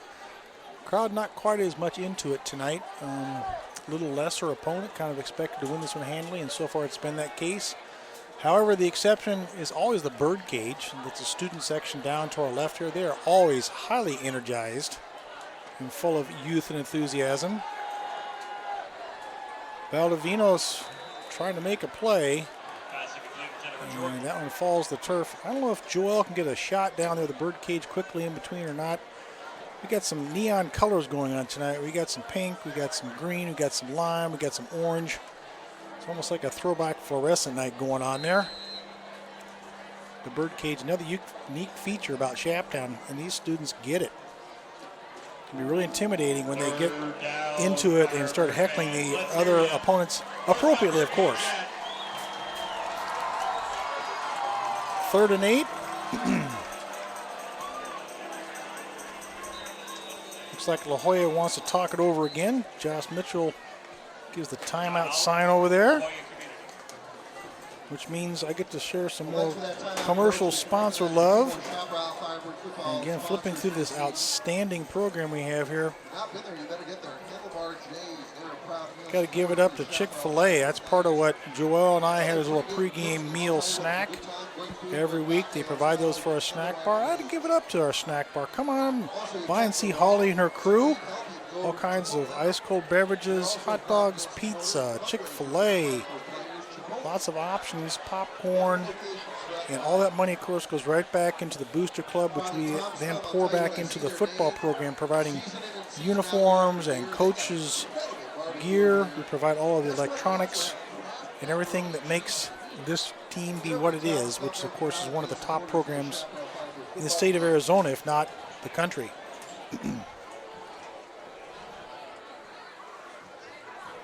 So ready for action here, 3rd and 8. 5:07 remaining in the first half. La Jolla trying to get on the board for the first time this evening.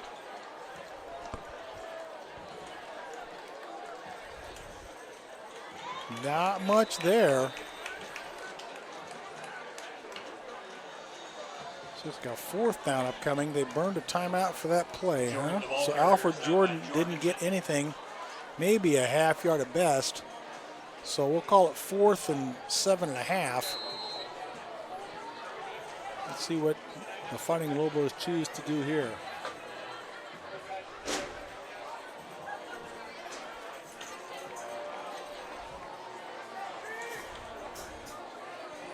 Looks like Valdivino's going to be in a gun this time. Dropping and rolling and going to be brought down. A couple of Firebirds right there. Jace Jorgensen leading the way. Oh, I hate to see Jace holding his arm or wrist. Also, Oliver Karras helping wrapping him up. Let's hope that Jace is okay. Coming off. Great job once again by that defense. Yeah, they've given up a couple of long plays in that secondary, but man, when it gets inside the red zone, they are tough as nails. We saw that last week. We saw that a couple times against Hamilton on the road, and certainly here tonight against La Jolla. So again, that offensive line for some love is doing a great job for Miller and company. Brian Greger, Anthony Gibson, Von Grobe, Sam Weiner, Craig McFarland making it happen up front, the big boys. Birds up 26-0 here, 4:22 remaining in the half. Jack Miller fires, got a man, dances. It's like Devin Crawford across the way, looking for some running room. Maybe got an additional 2 or 3 off the catch. Close to the first down, depending on the spot. Stop by number 4, Fernandez. Fernandez defensively for La Jolla. It's going to be short, bring up a 2nd and long 1.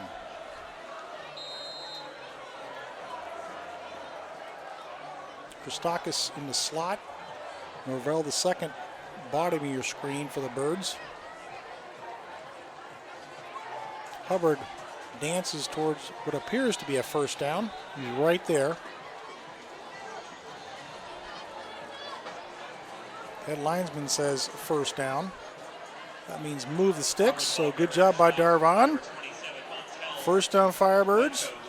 Clock winding as we approach 3.5 remaining in the first half. Another Firebird first down.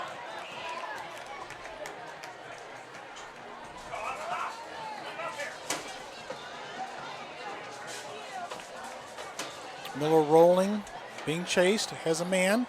Tommy Christakis, nice catch, had his hands right out in front of him there, right in front of us. You could see that one real well, hauled in about the 43-yard line. Miller Christakis again, move those sticks again for the Birds. Results in another Firebird first down. Well spotted at the 43-yard line. You can hear public address announcer Mark Carroll announcing that Firebirds first down. I see the father of former Firebirds quarterback Grayson Berry here. Grayson was the quarterback right before Jack Miller took the helm a couple years ago. Hubbard into the secondary, into La Jolla territory, breaks a couple tackles. Nice job and a late push, and that's definitely should be a flag. And again, a little chippiness down there. Number 48, God Braggs, pushing Hubbard, who's after already out of bounds. No reason for that. A little high testosterone level happening. Darvon breaking a couple of nice tackles there and down out of bounds. Already into La Jolla territory. We'll see what that one's all about if they sort it out.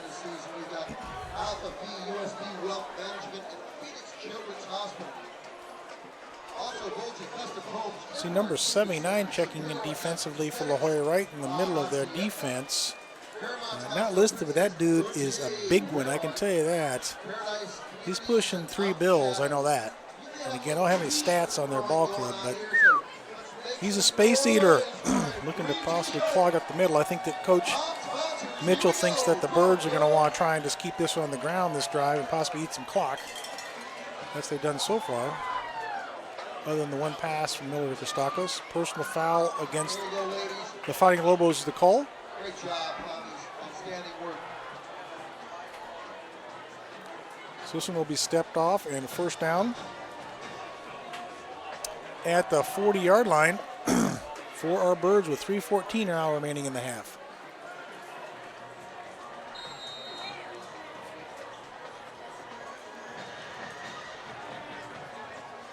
Darvon off the left side this time. The 30, the 20. Look at that acceleration, folks. That big man, 205. Great speed in the secondary. Going to be drugged on about the 15-yard line. Again, Karras listed at, Karras, check that. Hubbard listed at 6 feet, 205 pounds, and he has got some acceleration there. So another first down for the Birds. First down at the 15 now with 3 minutes remaining.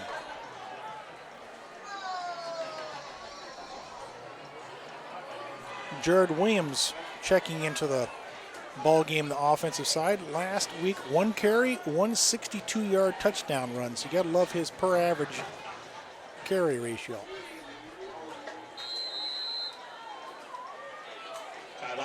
Shap wants to talk this one over, so I want to say stop by Babbo Italian Eatery. Eat like an Italian. Coupon in this outstanding program here says stop in with this program or this coupon. You get $5 off any purchase of $25 or more, or you can get the $6.99 spaghetti and meatball special all day Monday and Tuesday. If you want some fast, convenient takeout, order online at babboitalian.com. Now, the one closest to us is on Indian School, northeast corner. There's also Arrowhead, Phoenix, Surprise, Cave Creek, Tempe, and Mesa. So stop by for some power Italian. Also, Air Park, Dodge, Chrysler, Jeep. Visit today to see the latest new models or view their entire new vehicle inventory online at airpark-dodge-chrysler-jeep.com. Conveniently located at 7801 East Frank Lloyd Wright Boulevard in Scottsdale.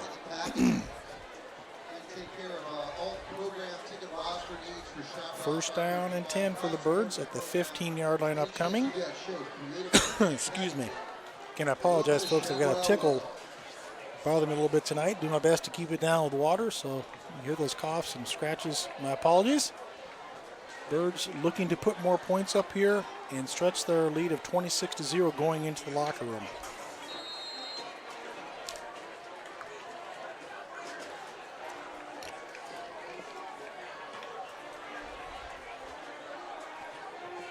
Jack at his own 20, taking his time. Darvon goes in motion. Could be a swing pass here. It's like a little motion possibly by our boys. Yeah, false start, that's the case. Not quite set for the entire prior snap. Cost them 5 yards, back to the 20.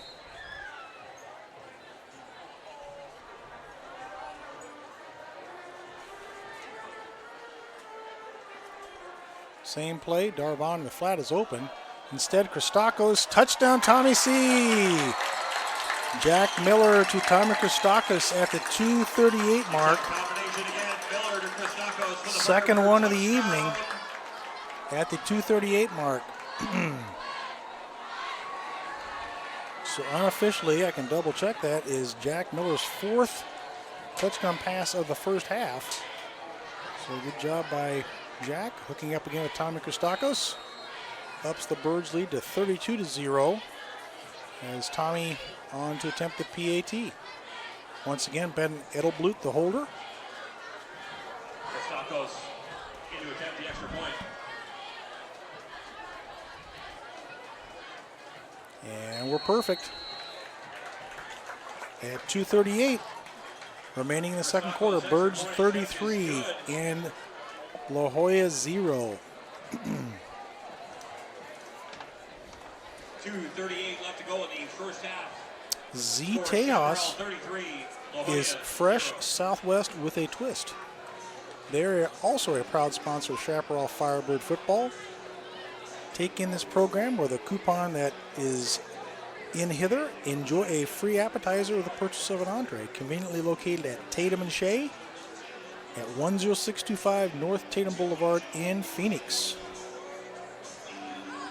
Also, the Park Advisors, spelled P-A-R-Q, Insurance and Estate Planning. Contact Brandon Conver. He is proud to support Chaparral Firebird football at Park Advisors. So as always, back deep to anticipate the kick. Kellen and Jordan. Jordan number 2, bottom of your screen when Joel gets the shot back that way. Standing in the end zone, that doesn't do you any good. Standing on one of the R's for Chaparral. Tommy to tee it up. Christakos in the kickoff for the Firebirds. Unofficially made a couple of field goals that would have been from that tee-off spot here tonight. As I mentioned earlier, there's no wind at all in this ball yard tonight in Scottsdale, Arizona. Tommy's end over end is in the end zone. Again, my recollection, every time he has kicked off all the way, trying to get in the end zone this year, I believe he's had a touchback every time. It's been a couple of times he's been asked to kick it short, and you can tell by the way he approached the ball how far it flew. 2:37 now remaining in the half. Miguel Valdovinos at the helm, as he has been all night. That junior has fought hard. His wide receivers have done a nice job. Alfred Jordan really stood out, number 2. Had a good ball game for the Fighting Lobos.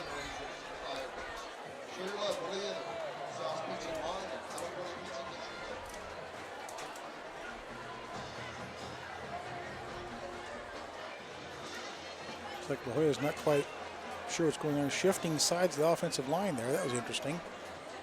And terrible snap. It's on the ground.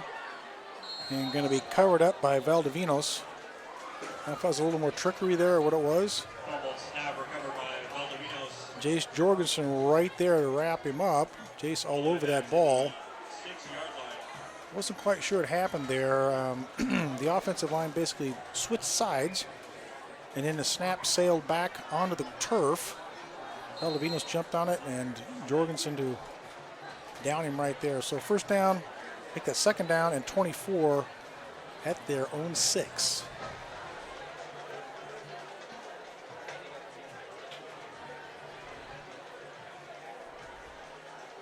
Little counterplay this time.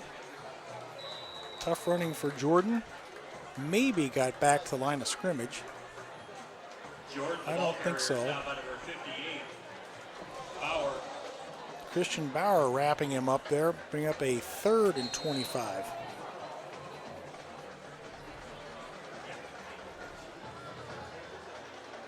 .130 remaining in the half, and I'm sure at halftime Coach Barnes will have a lot of good things to talk about. On the other side of the ball, John Mitchell, what do you do to rally the troops? We'll see what he can do to get them fired up and possibly at least get on the board in the second half here.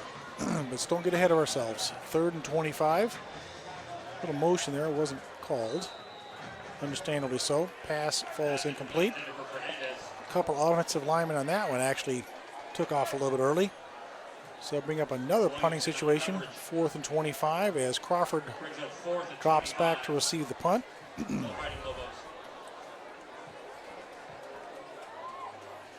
Well, 1:08 on the clock and 1:15 until I dig into this Portillo's chocolate cake. Portillo's comes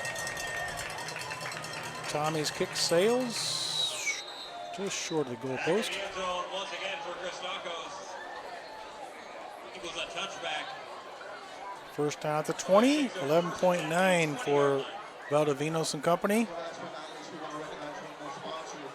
And games like this really does allow the coaches to have a lot of the boys get a lot of PT here, which is very valuable. That playing time can come into play later on in the season should there be any injuries that would occur. As I mentioned, with the bye week next week, that helps as far as getting healthy. And there haven't been any major injuries so far, knock on wood. And also resting the players and being able to get a really good game plan together for Saguaro, which will be our next contest on the road in 2 weeks. And that's the last snap of the first half. So our halftime score, our Birds 40, Fighting Lobos 0. This is Jay Candyboy signing off at halftime. I'll be back in about 15 to 20 minutes. Let's go Birds.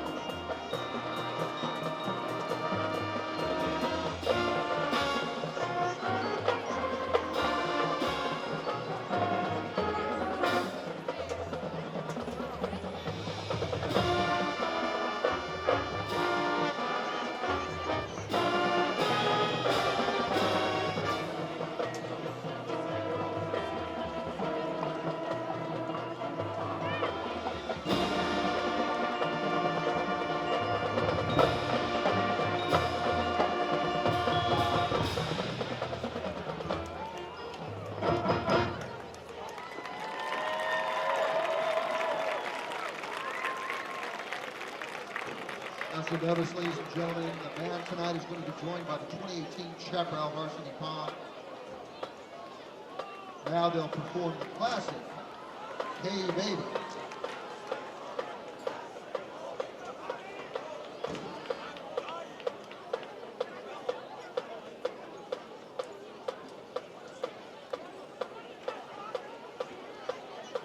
Where's my chocolate cake?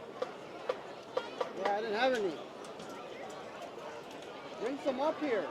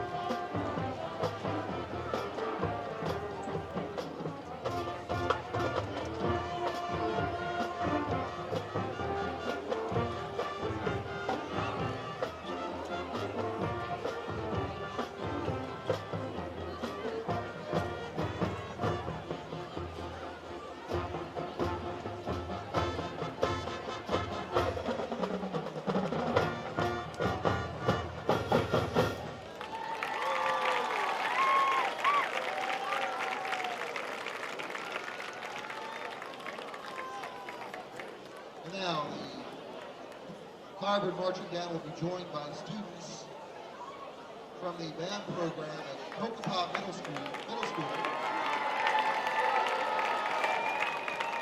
Right there, we're looking at a whole bunch of hopefully future Firebirds. Firebirds would also like to thank Mr. M from Pocatop for bringing his students to the game. Tonight, the Firebird Marching Band and the band program from Pocatop will perform Land of 1,000 Dances.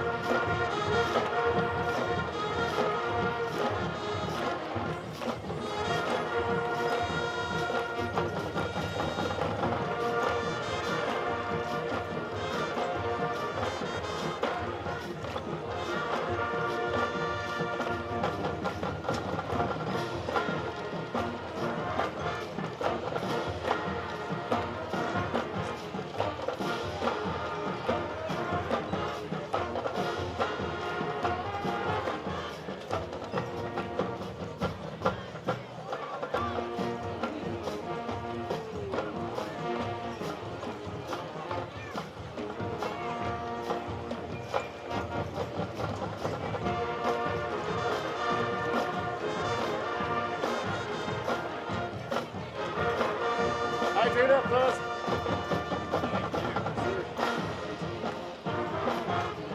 Frostbite's so cool.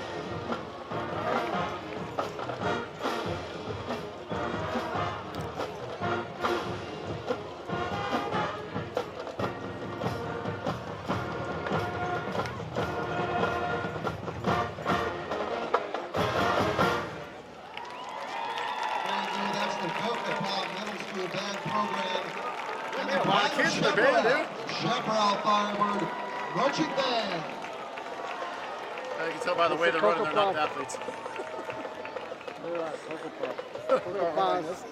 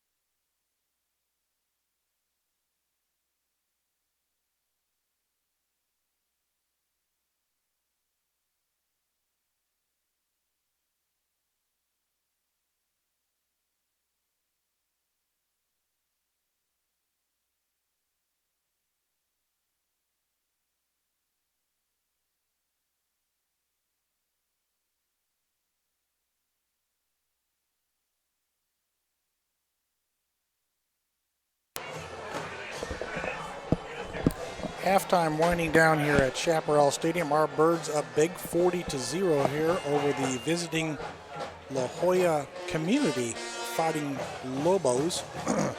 And what a first half it's been for our boys. Jack Miller with 5 touchdown passes, 2 to Tommy Christakos, 2 to Devin Crawford, also 1 to Marcus Novell II. And that defense has bent a couple times, but obviously hasn't given up anything, hence the score 40-0. Now, I talked in the first half about the mercy rule, I don't know if that'll come into play or not, but if any team is up by 42 points at any time during the game, it's basically a running clock, only stopping when the ball goes out of bounds and or if there's any kind of injury or something like that. So we'll see if that comes into play. I'll also look for possibly backup quarterback Sam Treaster to get some PT here.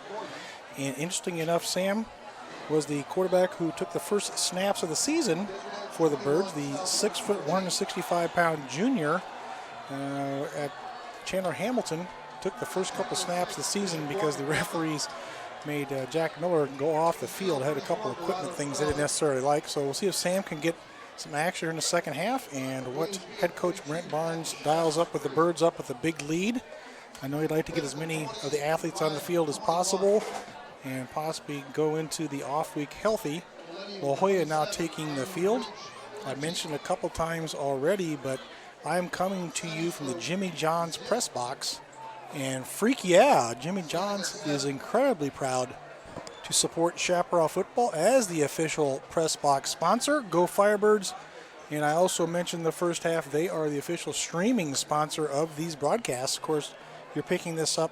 YouTube Firebirds Football is the link to get where you need to get to.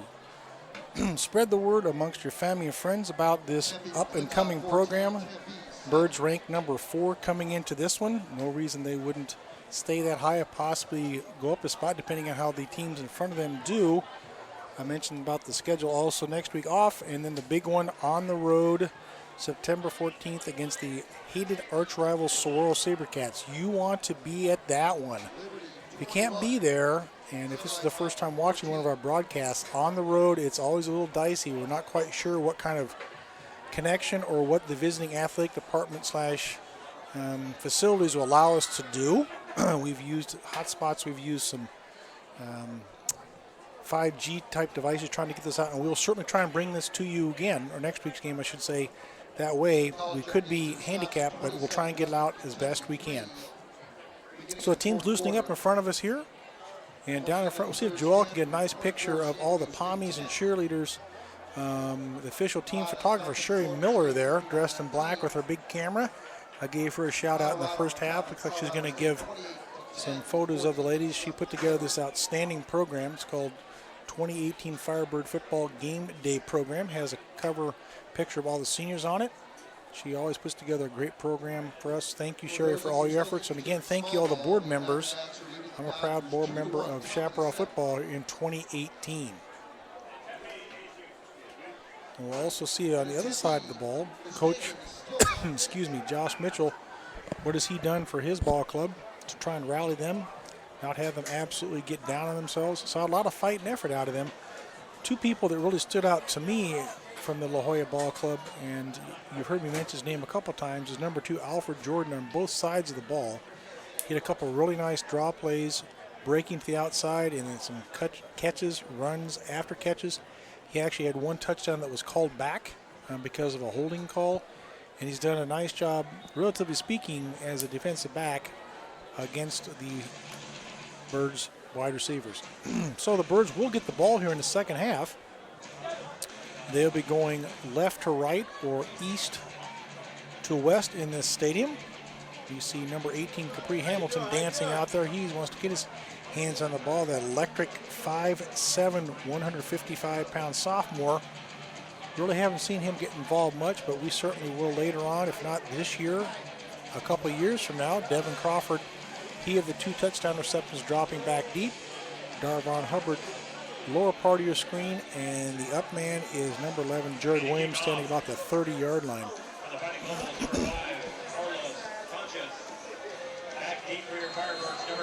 Carlos Conches, number 5, set to kick it off for the Fighting Lobos. And end over end kick. And I mentioned Hamilton, and he gets it this time, but he steps out of bounds. So Capri, his real first varsity action, fields that one inside the 20, and oops, steps out of bounds at the 12. It's a sophomore learning coaching opportunity right there. It appears that most of the starters are going to head back out here. I certainly think they will for a while. And again, let's don't get ahead of ourselves, and it certainly is a starting unit going out there. Jack Miller, Darvon Hubbard, Tommy Christakis, Devin Crawford, Marcus Norvell II. Up front, Brian Greger, Anthony Gibson, Von Grobe, Sam Wiener, Craig McFarland, Tommy Christakis, and Jack Helston. Darvon looking for some running room, and he has some. Past the 30, the 40, wow, 50 into La Jolla territory. I talked about the explosive speed on that Ohio State commit. He is officially listed as a 4-star recruit. And after that, trying to figure the math on that, about 41-yard dash by Darvon into La Jolla territory. First down at the 48.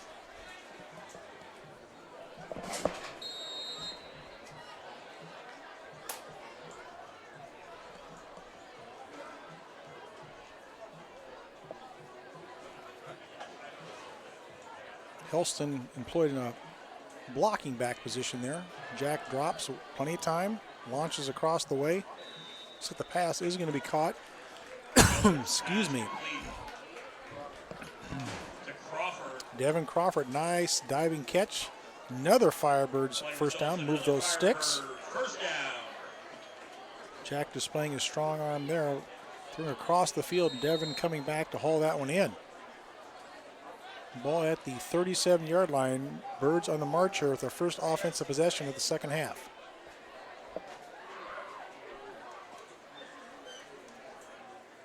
This time quick strike. Helston drugged down inside the 30 by the 26-yard line. Big Jack close to another first down, depending on where that spot is. Number 32, Nicholas Gamez. And Castro also helping wrapping him up there.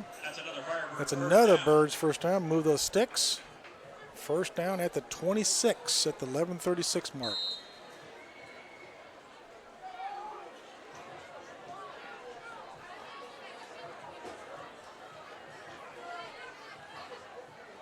Hubbard bounces inside the 20, the 15, looking to try and get the outside. Breaks the tackle and spins in the end zone. Touchdown, Darvon Hubbard. How strong is that young man? At the 11:16 mark, Darvon breaking a couple tackles. La Jolla trying to bring him down up high. You can't do that. That just didn't happen. So Darvon in the end zone at the 11:16 mark puts the Birds, excuse me, up to 46 points now.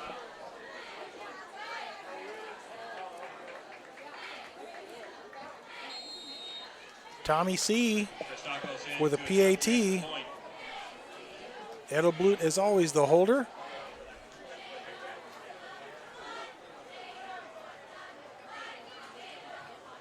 And it's perfect. Got to give this one up to the coaching staff. The first game at Hamilton, which is always a learning experience, your first true game under the lights, and you know the varsity's getting used to playing together, those types of things. But of all facets, the game that didn't function well, or I should say actually malfunction, it was the point after attempt game. There was too many athletes rushing on the field late. Some missed assignments, one block PAT, but man, that is cleaned up the last couple games. So great job, coaches, to get that absolutely straightened out. So at the 11:16 mark, our score Birds 47 and Fighting Lobos 0. We are in for the running clock, which means that the second half could go rather quickly. So stay with us. We'll see how the Fighting Lobos respond here.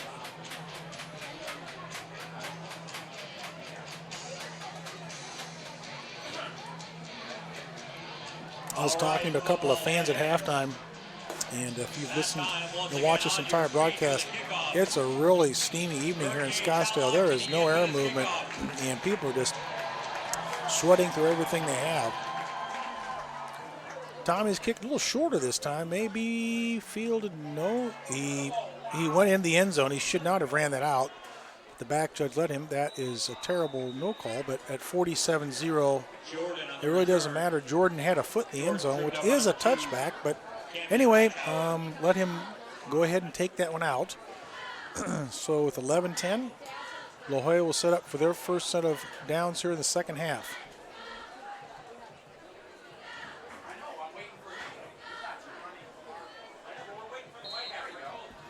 There goes our running clock.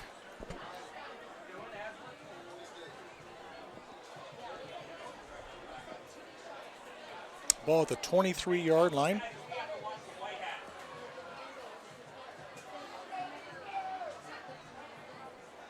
Junior quarterback Miguel Valdovinos still at the helm for La Jolla and fires that one too high, almost picked off at the 42-yard line.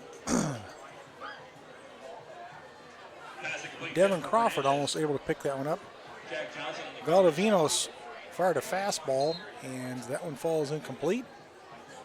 And a perfect example right there. This is where the clock would normally stop, but it continues to run with 10:33, 2, 1. Again, what is called the mercy rule in high school football, with our Birds up by more than 42 points.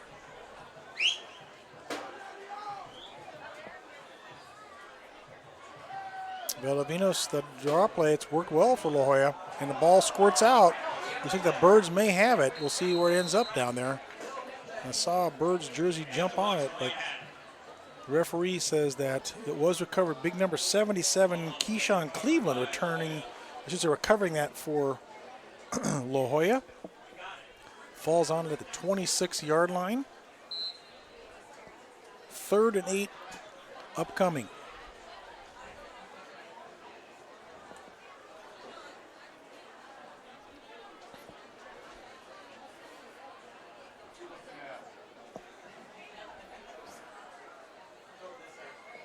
Valdovinos dropping, steps up, fires, has a man, overshoots his intended receiver.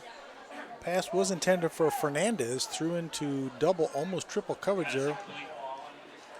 Crawford and Monson defensively for our boys.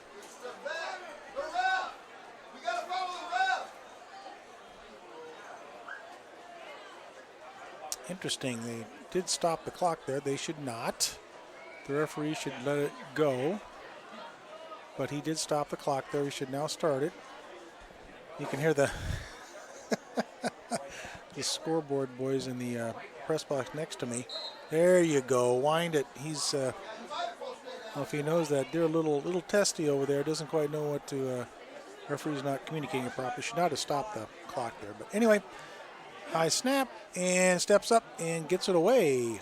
Devin Crawford backtracks to his 30, drops it, lays it on the turf, and there's a scrum down there. Looks like La Jolla may have it.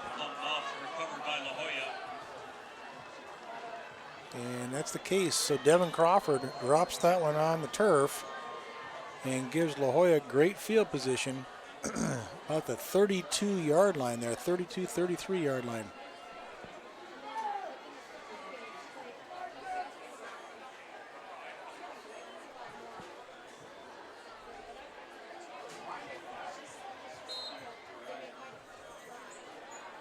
So excellent field position for that La Jolla offense at the 33-yard line of the Birds.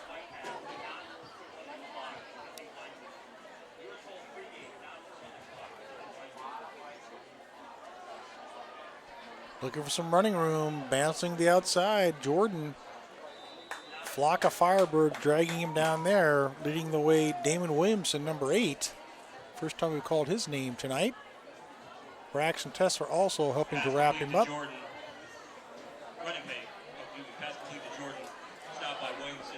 Second and 5 for La Jolla.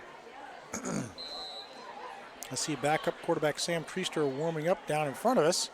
See if Big Sam can get some action, as I mentioned earlier. I wouldn't be surprised if fairly soon, if the score stands, Sam will be out there. Excuse me. Valdovinos dumps it off. Jordan, the athletic one, looking for some running room down to the 25-yard line. Be a couple yards short of that first down. We wind under 8 minutes remaining in the third quarter. Birds up 47-0 here. Going to call it 3rd and 2. La Joya trying to break the shutout here tonight. I'm sure they'd like to at least get that monkey off their back here.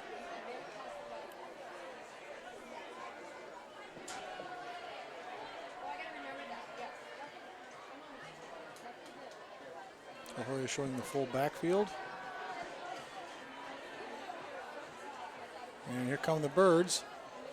And draw play again designed to offset that very active linebacking core of the Birds. Belcher barrels his way into the first down territory for La Joya. D'Souza.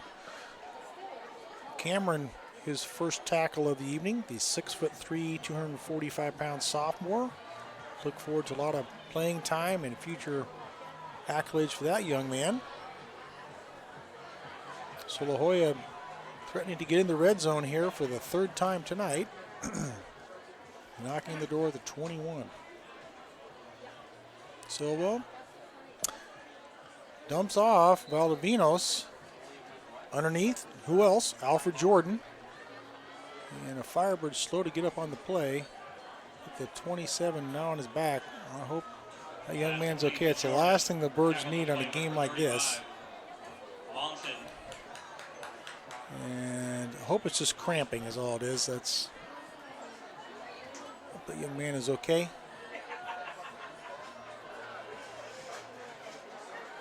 Coach Barnes and a couple of trainers out there attend to him about the 28-yard line. 6:18 remaining in the third quarter. Birds up big, 47-0. The Fairmont Princess would like to give a very special thank to our Firebirds family and friends for all of the resources they offer up to us and their scoreboard sponsorship.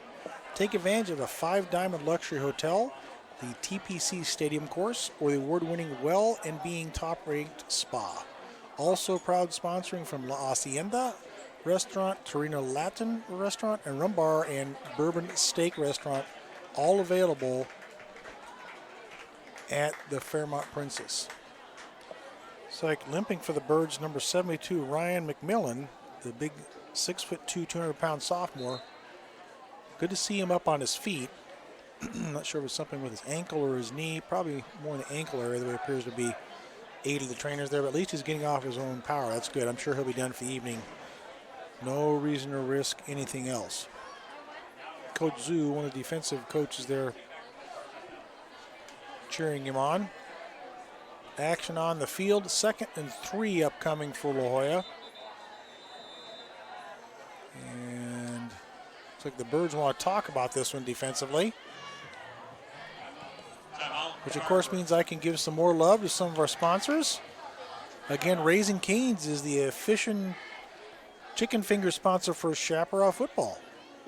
They love being a sponsor of Firebirds football, and we love their ongoing ticket and Booster Club Lounge sponsorship, Raising Cane's, where they are always ready for a Chaparral Firebird game. Also, Lerner and Rowe. In a wreck, need a check? They will fight hard to get you all the money you deserve. They're a long-standing, proud supporter of all Chaparral Firebird football programs. Twin Peaks, a new proud supporter of Chaparral football. Come by before or after the game. Many of my favorite adult beverages on tap there. Also Chipotle, had one of those for lunch. Another proud meal supporter and fundraiser for our Chaparral Firebirds play. And Handlebar Jays. Stop by after the game, conveniently located about half a mile north of Chaparral High School. Handlebar Jays. 2nd and 3. And La Joya about ready to snap it here after the Birds taking the timeout.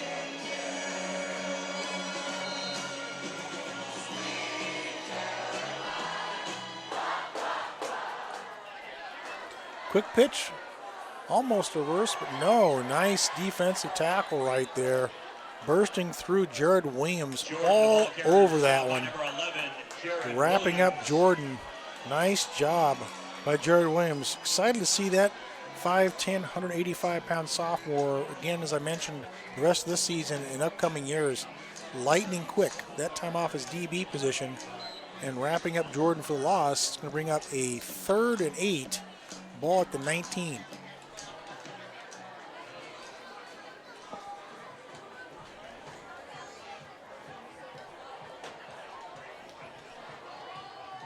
Under center goes Valdivinos.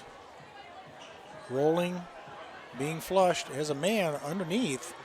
And in for a first down as a flag flies down at the 5-yard line. Complete to Josiah Belcher. A late flag, usually in the area of a face mask. We'll see what that one's all about. Belcher drug down about the 5-yard line.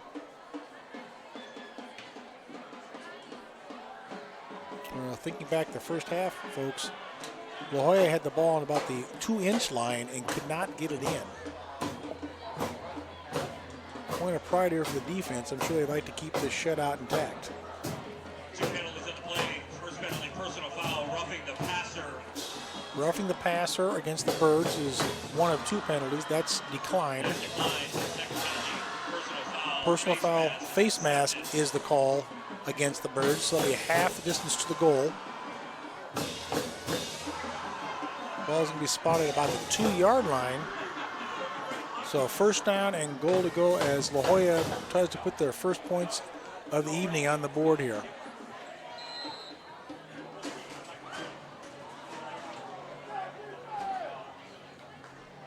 Valdivinos gives. Fighting hard is Belcher, but not much there. D'Souza, Zian Tessler, Jace Jorgensen, right there, no go. So second down, goal to go.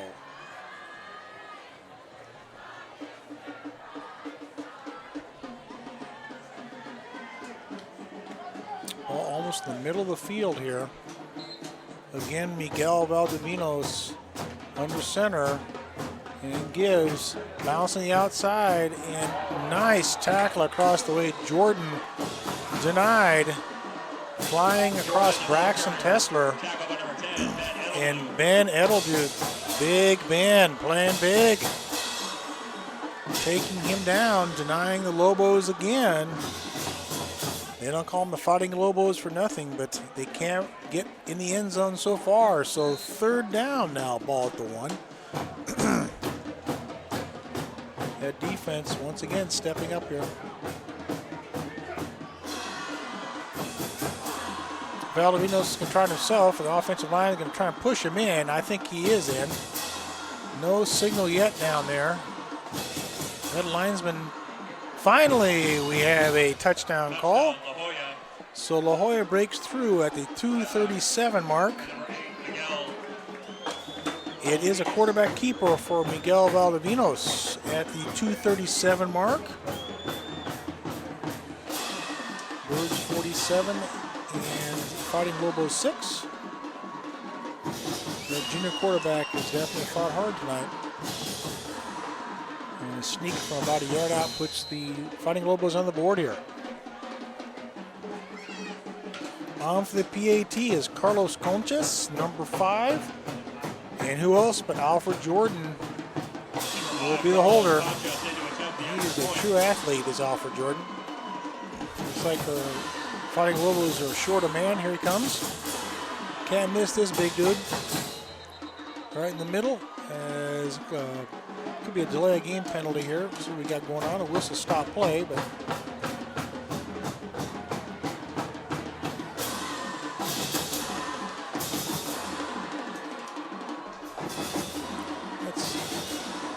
number 56, Anthony Nikias, listed as 6 feet 285, trotted on, then trot back off. Instead, a bigger number 68, Aaron Jarig, takes his place at left guard.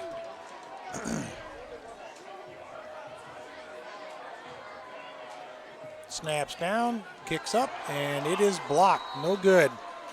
So Conch's PAT, no good at the 2:37 mark. Our score, Birds 47 and Fighting Lobos 6. 1 point away from the mercy rule is where we are, 41-point spread. Another great sponsor. See him in our program here. Fresh food at Caramba, where you don't pay so much. The Scottsdale location, 7318 East Shea Boulevard. Proud to sponsor Chaparral football with 6 Valley locations in Scottsdale, Phoenix, and Glendale. I already gave a shout out to these guys one time. Gautier Jewelry. Excuse me, Gautier, where you can go and have a true tradition and a new style made anytime at Gautier. Join them at their beautiful, beautiful new location. You can find them on the corner of Scottsdale Road and Lincoln.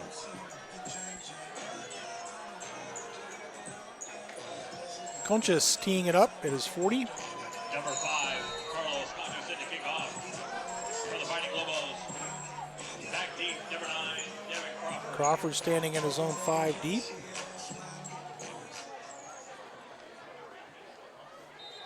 I got a nice text coming across here. Get some love. Looks like it was Jace Jorgensen with the block. Of course, I got the text from his daddy, so he says he may be biased. He may be, brother, but if you got the block, let's give it up, man. Big number 52 representing for Jorgensen. So I'm going to say it's Double J, Jace Jorgensen with that block. Sweet. We'll get him on the air. So after all of that foolishness on the field, Birds will be ready to go here. As I mentioned, the mercy rule at 42 points. We're at 41 right now. Birds up 47-6. And backup quarterback Sam Treaster, number 17, at the helm now for the Birds. So good to see that young man getting some PT. Jack Miller, the starting quarterback, with 5 touchdown tosses tonight. Treaster, this will be his first extended action of the season. And nothing like grinding this thing down as we have a 41-point spread and the referees can't get it sorted out here. So ball at the 40-yard line once the referees say we can play ball.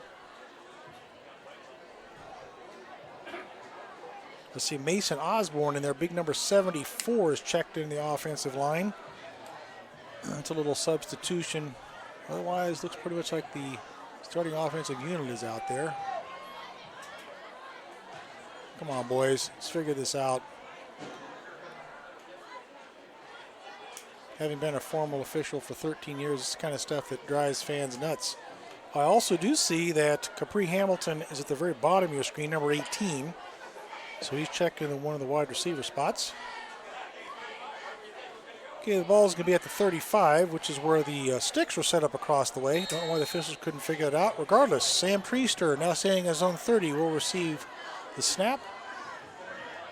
And Sam gives the ball off to Jared Williams. Jared, great run right up the middle. Nice dragging defenders into Fighting Lobos territory. Stop on number 6. Number 6 defensively for La Jolla. Alejandro Diaz with the tackle. Now we got the officials saying stop again. We got a La Jolla player on his knees. Right about the 46-yard line. Good to see him getting up okay. See if I can get a number and shout that young man's name out there. 20-something. One of the coaches assisting over the sideline. Good news, as always, he's walking off at his own power. That's good. 2:28 remaining the third. Birds up 47-6 here. Standing at 35, Sunnyside 7 at the end of the third quarter. Centennial holding their lead. So Williams right behind Treaster as we get ready for this first down snap. The referees once again sorted out. They take their time getting the exact spot here, that's for sure. Anthony Gibson wanting to come to the near side here. What's going on, Anthony? Coming over to talk to Coach Barnes. We got equipment malfunction or what's going on there? Looks like they need something. Interesting that the clock hasn't run, but should have started the play clock. Anyway, is not. So Anthony looks good to go. And of course, the referees are going to continue to talk this over. It's a 41-point game, folks. The referees can't get it straightened out.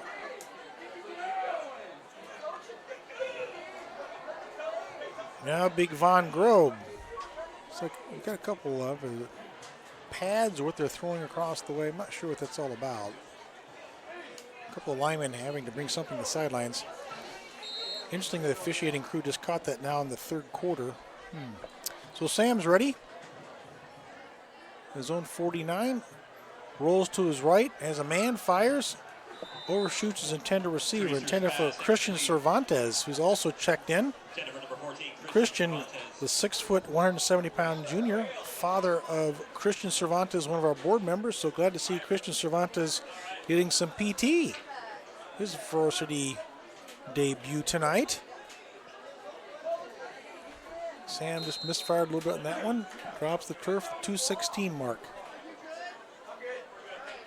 2nd and 10 at the 46 upcoming.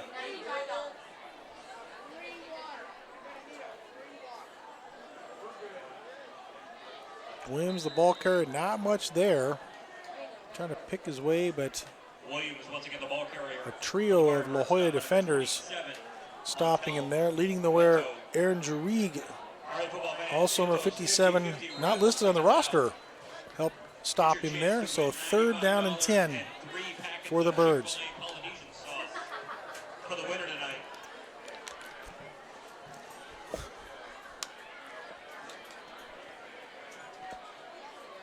Clock winding times 1:40 remaining in the third. Treester surveying the defense, dropping, has time, fires, has a man, fires too tall. Treester's pass incomplete. Intended for Helston. Jack could have caught that ball, but it was not within his grasp. Fired too high by Sam, so 4th down and 10 now coming. And it appears that Tom Christakis will come on to punt that one away. So maybe a little bit of varsity jitters there for Sam Treester. A couple of passes that sailed on him there. And actually looks like Coach Barnes is bringing Tommy as the normal punter off the field.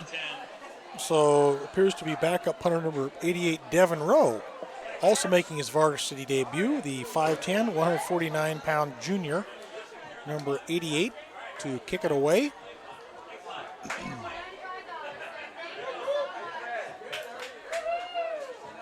Terrible snap over his head, and Devin's going to have to do something. Throws it, and incomplete pass. Thank you guys. And lots of varsity jitters going on there for some of these young men, and that did not go well. So on downs, La Jolla will take over there. Not a good snap and ill-advised pass by Devin Rowe, but his first varsity action. Not quite sure what to do there, so falls to the turf. La Jolla will take over on downs. 1:25 remaining in the third, trailing 47-6. This is all about teaching and playing time for some of these younger players, getting their first action at the varsity level. Some of the coaches giving center Von Grobe a hard time. He's a good man, but fired that one over Rowe's head on that punt.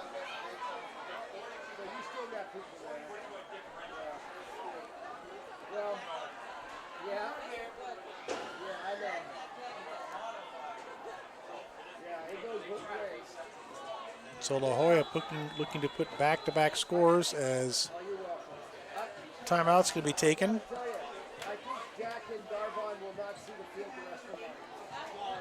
Defensive coordinator Mark Nolan is not happy with something. He's going to get in the middle of his troops and exhort them to fire up a little bit here. Quite a few of the backups in. Good to see that. Ryan Adelman, number 20 on the field. Wes Mason, number 55 out there. Excuse me.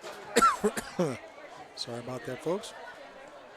Also see number 44, Parker Smith out there. Parker's had some PT, a couple other games. Number 30, I hear Camacho out there for the boys. Number 20, Ryan Alderman, mentioned him. Jack Johnston, so some defensive changes also for the Birds. Colin Buchanan, number 73, his first varsity action. So basically looks like the number 2 defense out there. I do see Ben Edelblut, number 10, the safety position.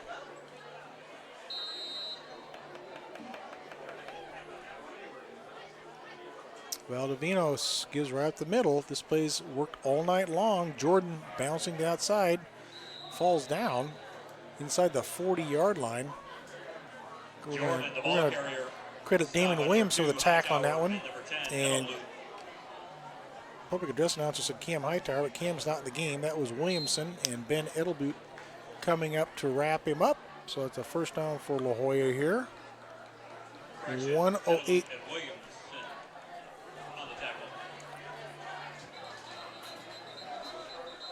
Getting sloppy out there.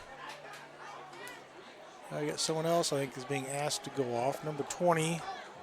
That's Ryan Alderman. What's going on with him? Something equipment again. He's going to be replaced by Joey Balducci. His first varsity PT. Valdivinos rolling. Fires across the way. Not even close. Closest defender was Williamson. Edelboot had him bracketed on that one. And bring up a 2nd and 10.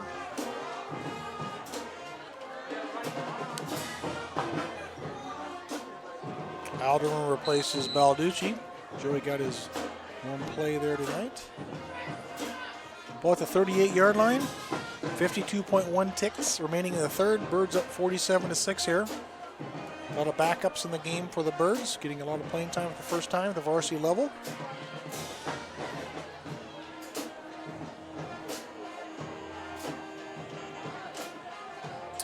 Valdivinos dropping, being flushed and being chased. Guys escapes the tackle. Nice catch by Jordan. Athletic move up high. Check that. That was Jordan, yes. Yeah, nice one. Parker Smith forcing him out of bounds. Parker wearing number 44 with 44.4 ticks remaining in the third quarter on the scoreboard. Jordan is out of bounds on that one, so that brings up a 3rd and 10.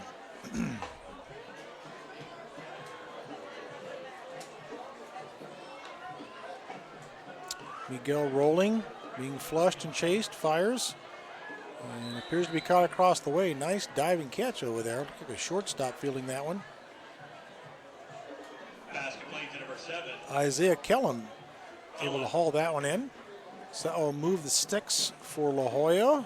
Another first down. Ball at the 28-yard line. As Balducci trots back onto the field. He's going to replace Christian Bauer, number 58. So I can get some airtime to as many of the Birds players as I can here.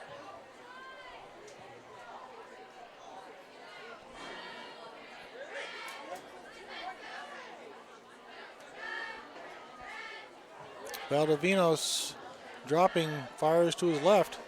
And oh, nice tackle out there. Damon Williamson, perfect form tackle all over Alfred Jordan. So at the end of 3, our score, Birds 47 and the Fighting Lobos from La Jolla 6. La Jolla on the move, and again, we're 1 point away from the mercy rule at 42 points, but looks like Coach Barnes is choosing to instead let his backups play quite a bit, which is great for experience and great for depth and not risk any injury to some of the starters that are so key to what happens the rest of the year. Also want to give another shout out to a commercial sponsor, and that would be Lisa Tessler from the Tessler Group. Of course, our own Zena Braxton, Mama, doing a great job with her realtor group. And Oregano's, which is one of my personal favorites. I love the Pazuki, those pizza cookies they have over there. And Wright Honda and Wright Toyota, long-standing proud supporters of Chaparral Firebird football. One more time, I want to say we are coming to you from the Jimmy John's Press Box, as they are the official Press Box sponsor. They like to say, freak yeah. It's on the back of the program here. They say freak yeah because they got Kickin' Ranch dip. Kickin' Ranch is here. Visit your jimmyjohns.com to find a location near you since 1983. Great new signage installed on Firebird Stadium. above the press box with Jimmy John's logo up there. It says Go Birds. Illuminated, see it at night, looks great. So ready for the fourth quarter now. Valdovinos dropping, fires lots of air, and good diving attempt out there. But that one falls to turf, intended for Kellum. Means to bring up a 3rd and 3 for La Jolla here. Folks, if you've been with us the whole broadcast, I mentioned a couple times the Birds are off next week, but we will see you in person, or you will listen to these webcasts as we come to you from Saguaro High School, that dreaded school down the street. Renewing the rivalry, 3 state championships in a row for Saguaro, as our Birds will be going in there undefeated, looking to pull the upset. Hard running this time. Good job by Jordan. Jordan, the ball carrier. Skids down about the 15-yard line. Another first down for La Jolla, so move those sticks. Jordan tripped up by number 30, Eric Camacho. Camacho defensively for our boys. Coach Mitchell's team absolutely not giving up here and fighting hard. A lot of respect and pride on the order for the La Jolla team. Just checking my phone for a Diamondbacks update, see how my D-backs are doing tonight against the Dodgers, so I can get that out here. Firing, oh, nice defensive play. No flag called. See if I can get that number. Hard to see the lighting over in the corner. Pass intended for Kellum. Broken up by number 35, Monson. Alex Monson, good job, Alex. Break that one up. Of course, our D-backs in first place in the National League West, trying to hold off both the Rockies and the Dodgers. Crucial 4-game series in Los Angeles underway. The D-backs taking the opener last night. Trying to take that NL West crown away from the Dodgers for the first time in 5 years. Valdovinos surveying the defense. Bird showing blitz off the edge. And they don't come. Firing and hauled in, and appears to be a touchdown. We're waiting for the call over there. It is a touchdown, and what an athletic catch. Who else but Alfred Jordan. Valdovinos to Jordan at the 11:09 mark. Second, that is the second touchdown of the evening for the La Jolla Ball Club. Makes our score 47-12.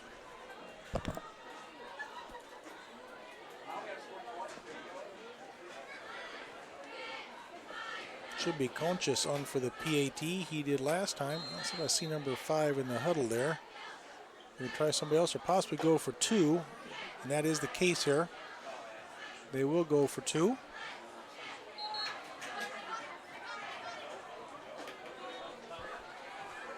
Coach Mitchell trying to make this score a little respectable here.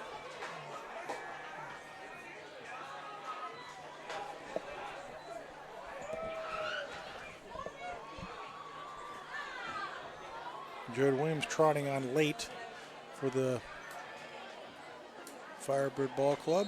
Now we got 11 on the defensive side of the ball. And Valdovinos settles in under center. Boots, fires, and two-point conversion is good to Ruben Briones. First time we've called that young man's name all night. So that now makes our score 47-14. So what possibly could have been a quick second half is not going to turn out to be that way, as La Jolla has scored twice here, and Coach Barnes choosing to have his backups get out of PT, which is good experience, just lengthens the game, which is fine on a Friday night. 2 quick updates from other stores. Tom Thumb. Not your average gas station, featuring fuel, barbecue, car wash, presents, beverages, and sweets. Visit thethumb.com, located at 9393 East Bell Road in Scottsdale, Arizona. They are proud to support the Chaparral Firebirds. Go Birds! Pinnacle leading Horizon in the fourth quarter, 42-28. This looks like dropping back deep this time will be number 18, Capri Hamilton. Liberty 35, Sunrise Mountain 29. Going to be in the middle of your screen. flanked by Hubbard and Crawford. Very on top of Red Mountain, 35. And Jared Williams, the up man, about the 30-yard line. Conscious in the kickoff. Conscious Lobos. set to kick it away here. End over end kick. See if that makes in the end zone or not. And it rolls through. Touchback, first down at the 20. Conscious's kick makes it into the end zone for a touchback. Your Firebirds take over first and 10 at the 20-yard line. So second set of downs upcoming for junior quarterback Sam Treaster. He at the helm of basically the second team offense here. Let's see what they can do this drive. Jared Williams did have a nice run with this group last time they were out here.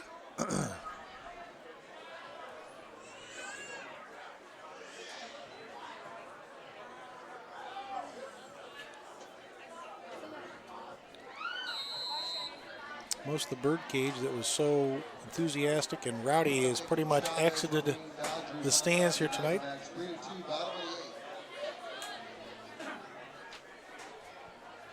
I got to lean over. I heard that the D-backs Dodgers score. I'm not getting it to pull up my phone here.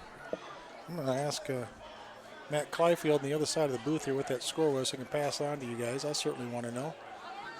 Nice run by Williams. What was that D-back score? What's the D-back score? I heard you say it. What's the D-back score?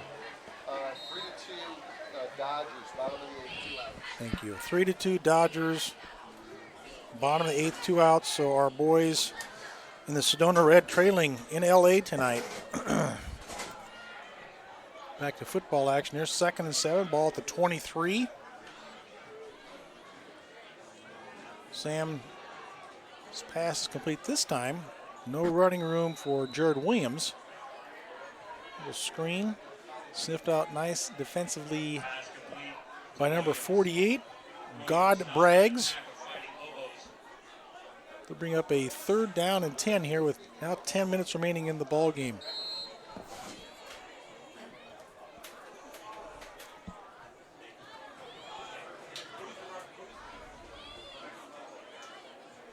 I'm sure Coach Barnes wants to see this offensive unit get some momentum going, pick up some first downs, not just be 3 and outs. Hankies on the field here. We'll sort this one out for you. Offsides against the defense. Move the ball forward 5 yards. Bring up a 3rd and 5 now for Shap.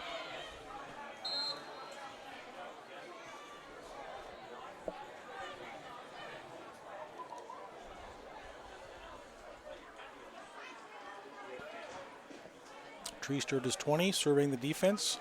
Trips far side. It's like a pass formation. And Sam handles the snap. Launches. Nice catch out there. Hauled in by Helston. Good ball from Treaster to Helston. Move those sticks. So Sam, good job. Misfired his first couple, but since then 2 for 2. Big Jack Helston, the 6'3", 200-pound junior who had an outstanding passing league this year. Coach Barnes really looking forward to see this young man develop as a junior and then certainly his next year as a senior. So move the sticks for the Birds. 9:15 remaining. Birds up 47-14 here.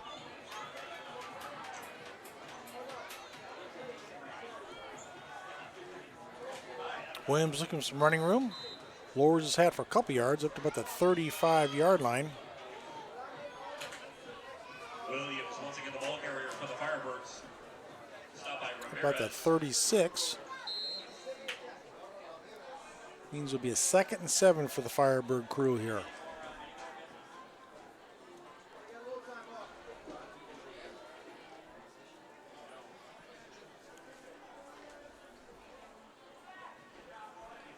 Williams right behind Treaster in the offensive backfield. Now shifts. And flags fly. Looks like a bit of movement up front. Treaster's pass is complete again. Good run after catch by Helston, but I think it's for naught. Good ball from Treaster to Helston that time, but I think the offensive line has some happy feet. We'll check that one out. It appeared to be the case from this vantage point. The referee seems to be indicating that to his fellow Zebras out there. That's the case. So move them back 5. Legal procedure against the Last Firebirds. play dialed up from Treaster to Helston goes for naught with 8:22 now remaining. I'll bring up a 2nd and 12 for the Birds.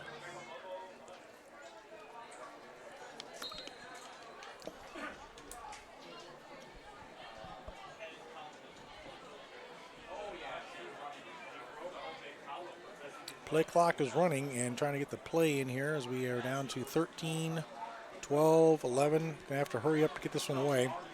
8, 7 on the play clock.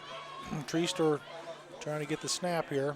Does get it off for 3 seconds. Sam, plenty air, laid up nicely out there. Almost caught Max Miner. Good pass by Sam Treaster on that one. Very catchable ball. It wasn't a double coverage, but Max bounced off his fingertips. Defensively, Alejandro Diaz and Michael Moses for the La Jolla Ball Club. That'll bring a 3rd and 12 upcoming.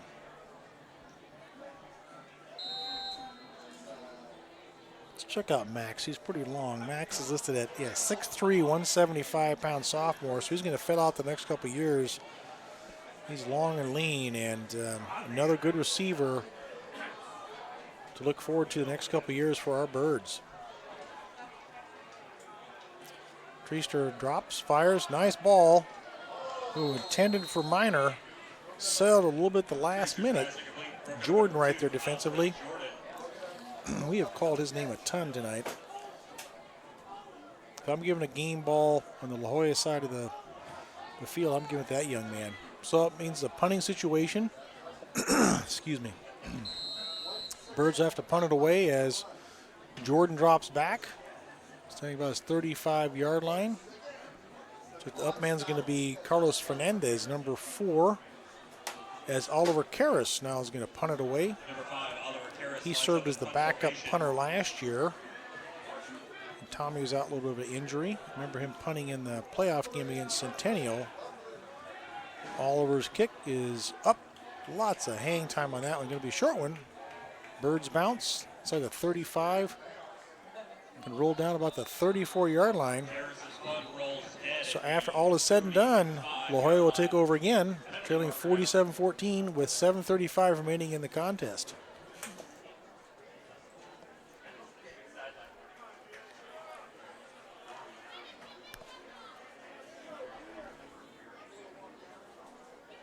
Yeah, pretty much the entire second-team defense out there now for the Birds. If there's anybody else I haven't given any love to that is out there. And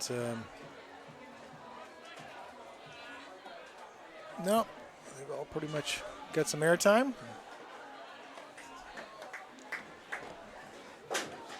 Again, the Fighting Lobos trying to make this one respectable. They were trailing at 1 point. 47-0.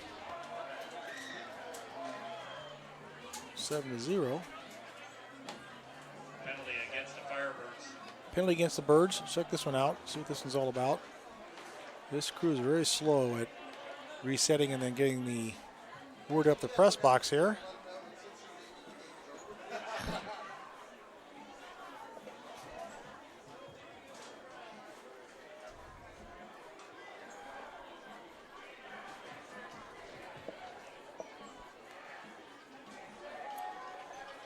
Legal participation against the Birds, which only means too many players on the field. So after that, dust settles. Ball at the 40-yard line for La Jolla. Here we go. Miguel Valdivinos.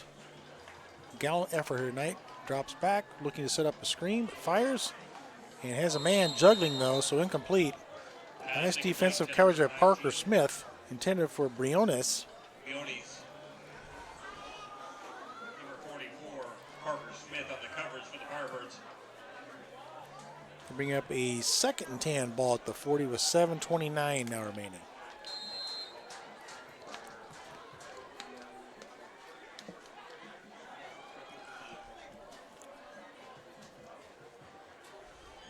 You can just tell both teams are kind of Not in high tempo gear here, just kind of going through the motions, and not a lot of energy and passion in the stadium right now as the Birds bring it. And screen is set up nicely to Jordan. The fast one, the 40, the 30, the 20, steps out of bounds across the way. I mentioned it before, he is a fast dude. Stepped out of bounds, looks like about the 26-yard line across the way. So another first down for La Joya. Move those sticks.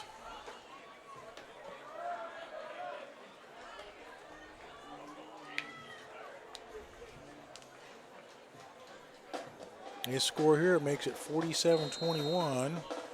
Not uncomfortable yet, but that offense has got to get some movement, take some time off the clock, or the defense needs to stop La Joya here. Otherwise, the last couple minutes could get interesting. Don't think we're there yet. Not to be a naysayer, just a realist. Want to finish this one strong. So Valdivino scoops it up, rolling, fires towards the end zone, and heaves it way over the intended receiver. Intended for Kellum. No way he can catch that one. Almost threw it onto that empty tractor tire down there.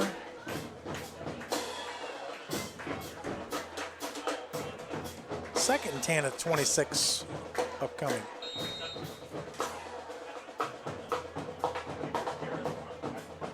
Looks like Jack Whitten defensively for our Birds, the 6 foot, 155-pound sophomore. Son of another one of our board members, Craig Whitten. Give a shout out earlier, so nice job by Jack there. Gets a pressure this time. Fires across his body and laying it out. See if we can get that number. That is awesome effort. It's tough to see without a spotter. Is that Whitten again? I think it is. Yeah, Jack Whitten. His dad down there clapping for him. He should be. Going horizontal is Jack there. Good effort, that sophomore.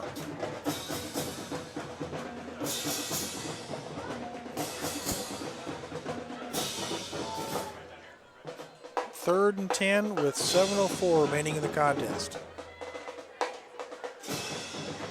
Motion for La Joya. Draw play. Been very effective all night long. Jordan trips over his own feet and falls down, slides to about the 20, depending on where the spot is. 21-yard line. They're bringing up a fourth down here, about 5 to go. See what they dial up. Sure they're going to go for it here, and they are.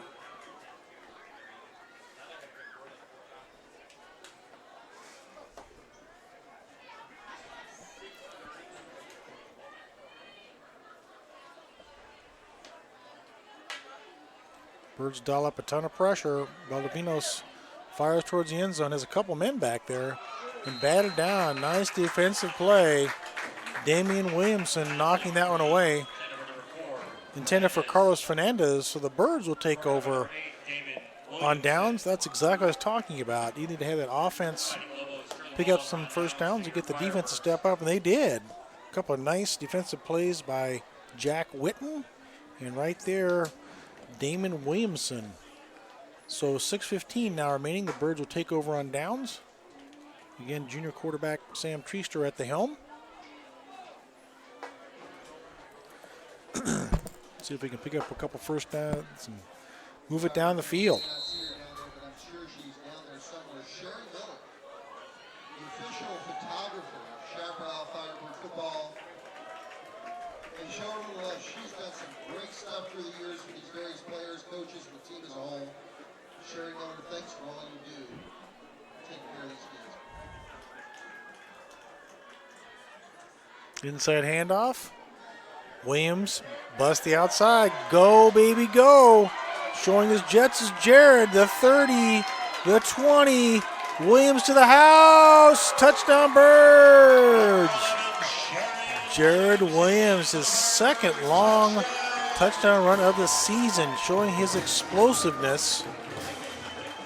Unofficially, I got about 79 yards in that one for Jared last week with a 61-yard touchdown run. So Our backup running position is in great hands with Jared Williams behind, of course, Darvon Hubbard, the number 1 spot. So 6 minutes remaining in the ball game. 53-14 Birds. Big burst there.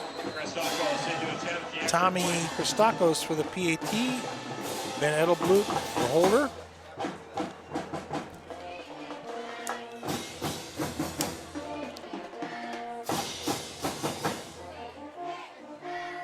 Tommy C splits the way.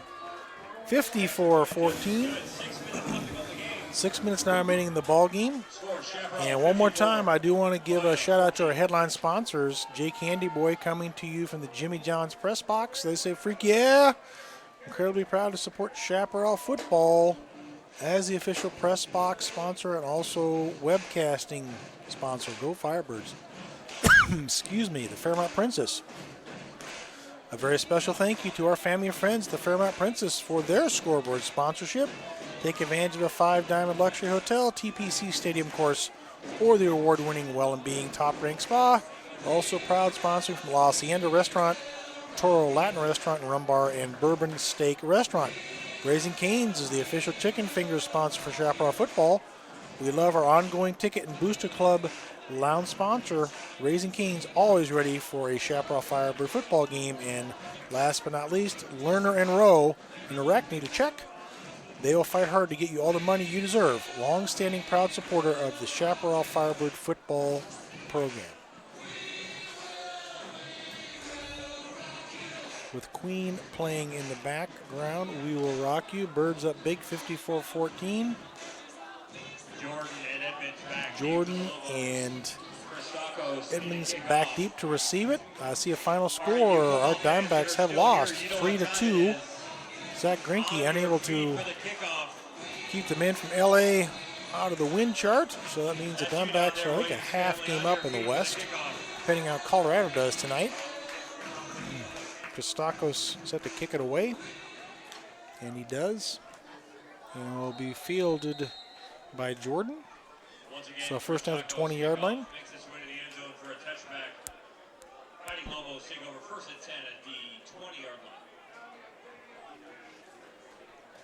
6 minutes exactly remaining in the contest.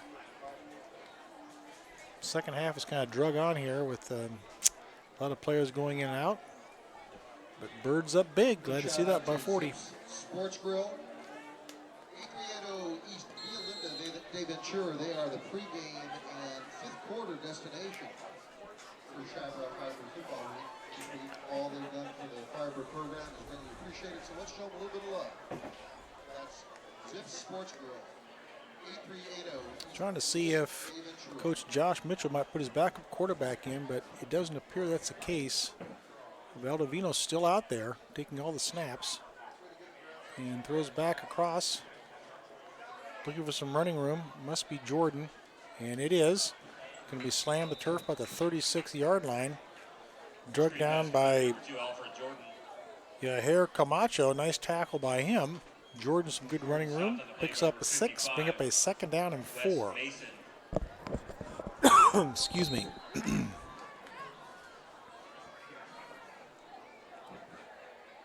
We'll see Cameron D'Souza limping a little bit out there, number 53. So the coaches will keep an eye on that and make sure he's okay.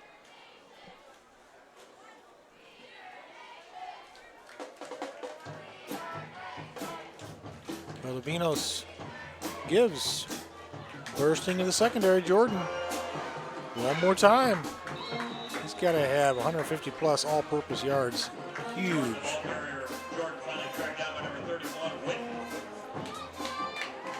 Jack Witten on the tackle. Finally drags him down, but not until he breaks into Birds territory at the 45-yard line. The Witten's proud parents right down in front of us. Clapping for Jack. 5 minutes now remaining. And umpire says we got another equipment deal going on. Looks like D'Souza's going to have to come out. It's going to be replaced by Colin Buchanan, number 73. He had blood.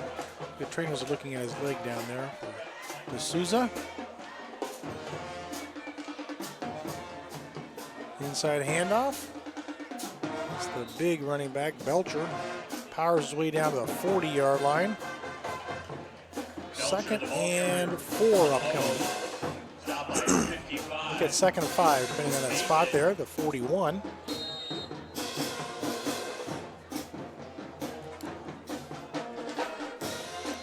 You hear the Shap band entertaining the crowd here. Good band. Small but mighty here, the Shap Firebird crew.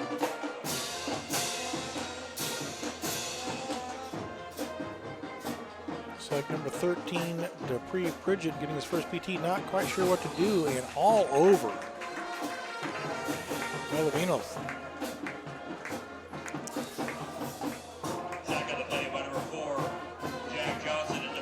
Jack Johnson and Wes Mason right in Valdivino's grill that time.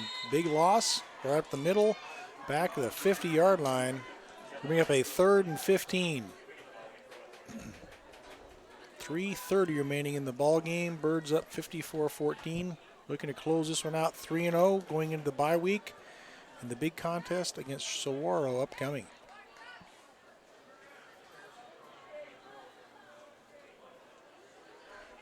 Low snap, and Miguel handles it. Fires near side. And hauled in by Jordan. Good tackle by Williamson right in front of us down there, the 46-yard line. 4th down, and they're going to punt this away. Okay, all right. 4th and 11. So the Fighting Lobos is going to punt this thing away. Ricardo Ramirez trotting on. Birds aren't quite so convinced about that. Nobody back deep. I wouldn't be convinced of it myself, as God brags. Forgot he was supposed to be on this play, so he comes in there to block one way or another. And a bounce is picked up and kicked by Ramirez. It rolls into the end zone. Another touchback. 2:18 now remaining in the ball game.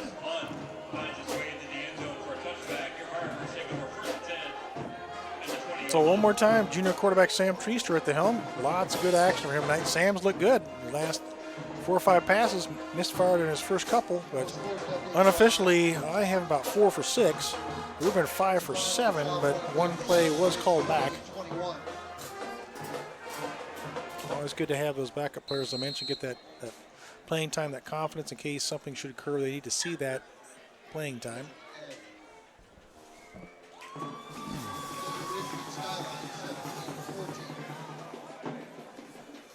Mason Osborne, number 74, played almost the entire second half, so great reps for that guy. Treaster hands off. Williams last time he touched the ball, and he's breaking the outside again. Got another first down, about the 32-yard line. There is a hanky on the field there. Check that one out. Holding, so nice run by Williams is going to be negated and brought back.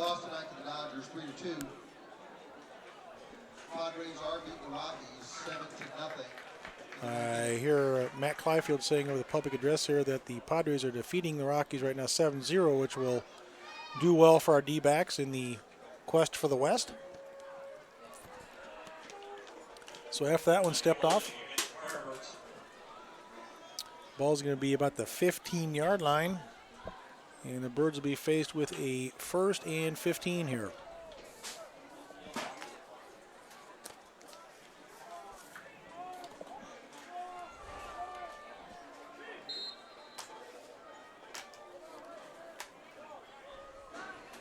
Sam surveying the defense, actually looking to see if Coach Barnes is going to change the call, I should say. And signals are being flashed in. Coach is just telling him to wait, looking at the play clock.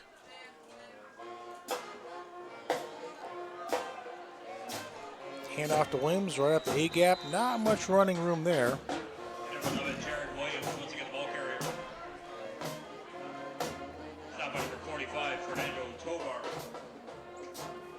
Fernando Tovar defensively for the La Jolla Ball Club. So, folks, This contest is going to play out pretty much the way as anticipated. Birds up big at halftime, and a lot of playing time for the second and third stringers here tonight. We're going to take this one away, salt it away. Lots of lessons to be learned. No major injuries, which is great. So the Birds will go 3-0 and hold on to at least that number 4 ranking in Class 6A before the bye week next week. 1 minute now remaining in the ball game as Sam Treaster takes the snap and again gives to Williams. Bounces, breaks a tackle, stiff arms, and bounces again. The 30, another stiff arm.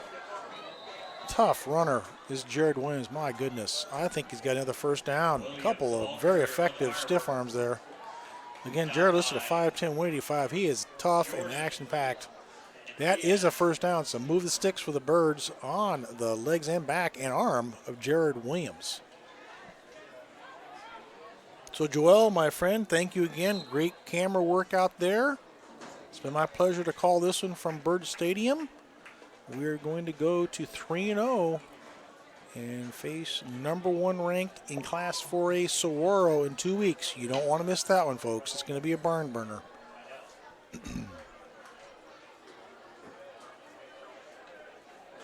28 ticks remaining, and looks like the play clock is going to wind down. It'll be a delay game penalty. There we go. Going to throw that. And that's it. So from Firebird Stadium, a.k.a. Shaptown, Jay Candyboy saying, our Birds are victorious, 54-14. I will talk with you in 2 weeks. Until then, go Birds. Final score, Chaparral 54, La Joya 14. Good night.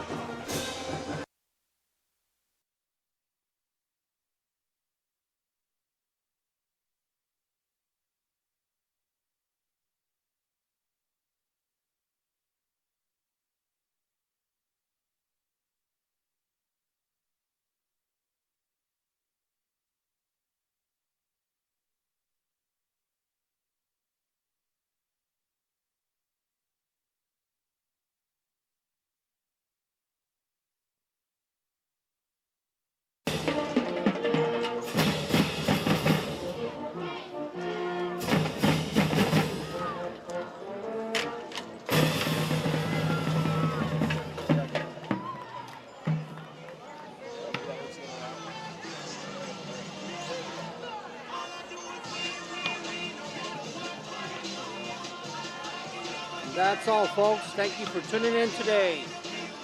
This is Joel Sanchez signing out.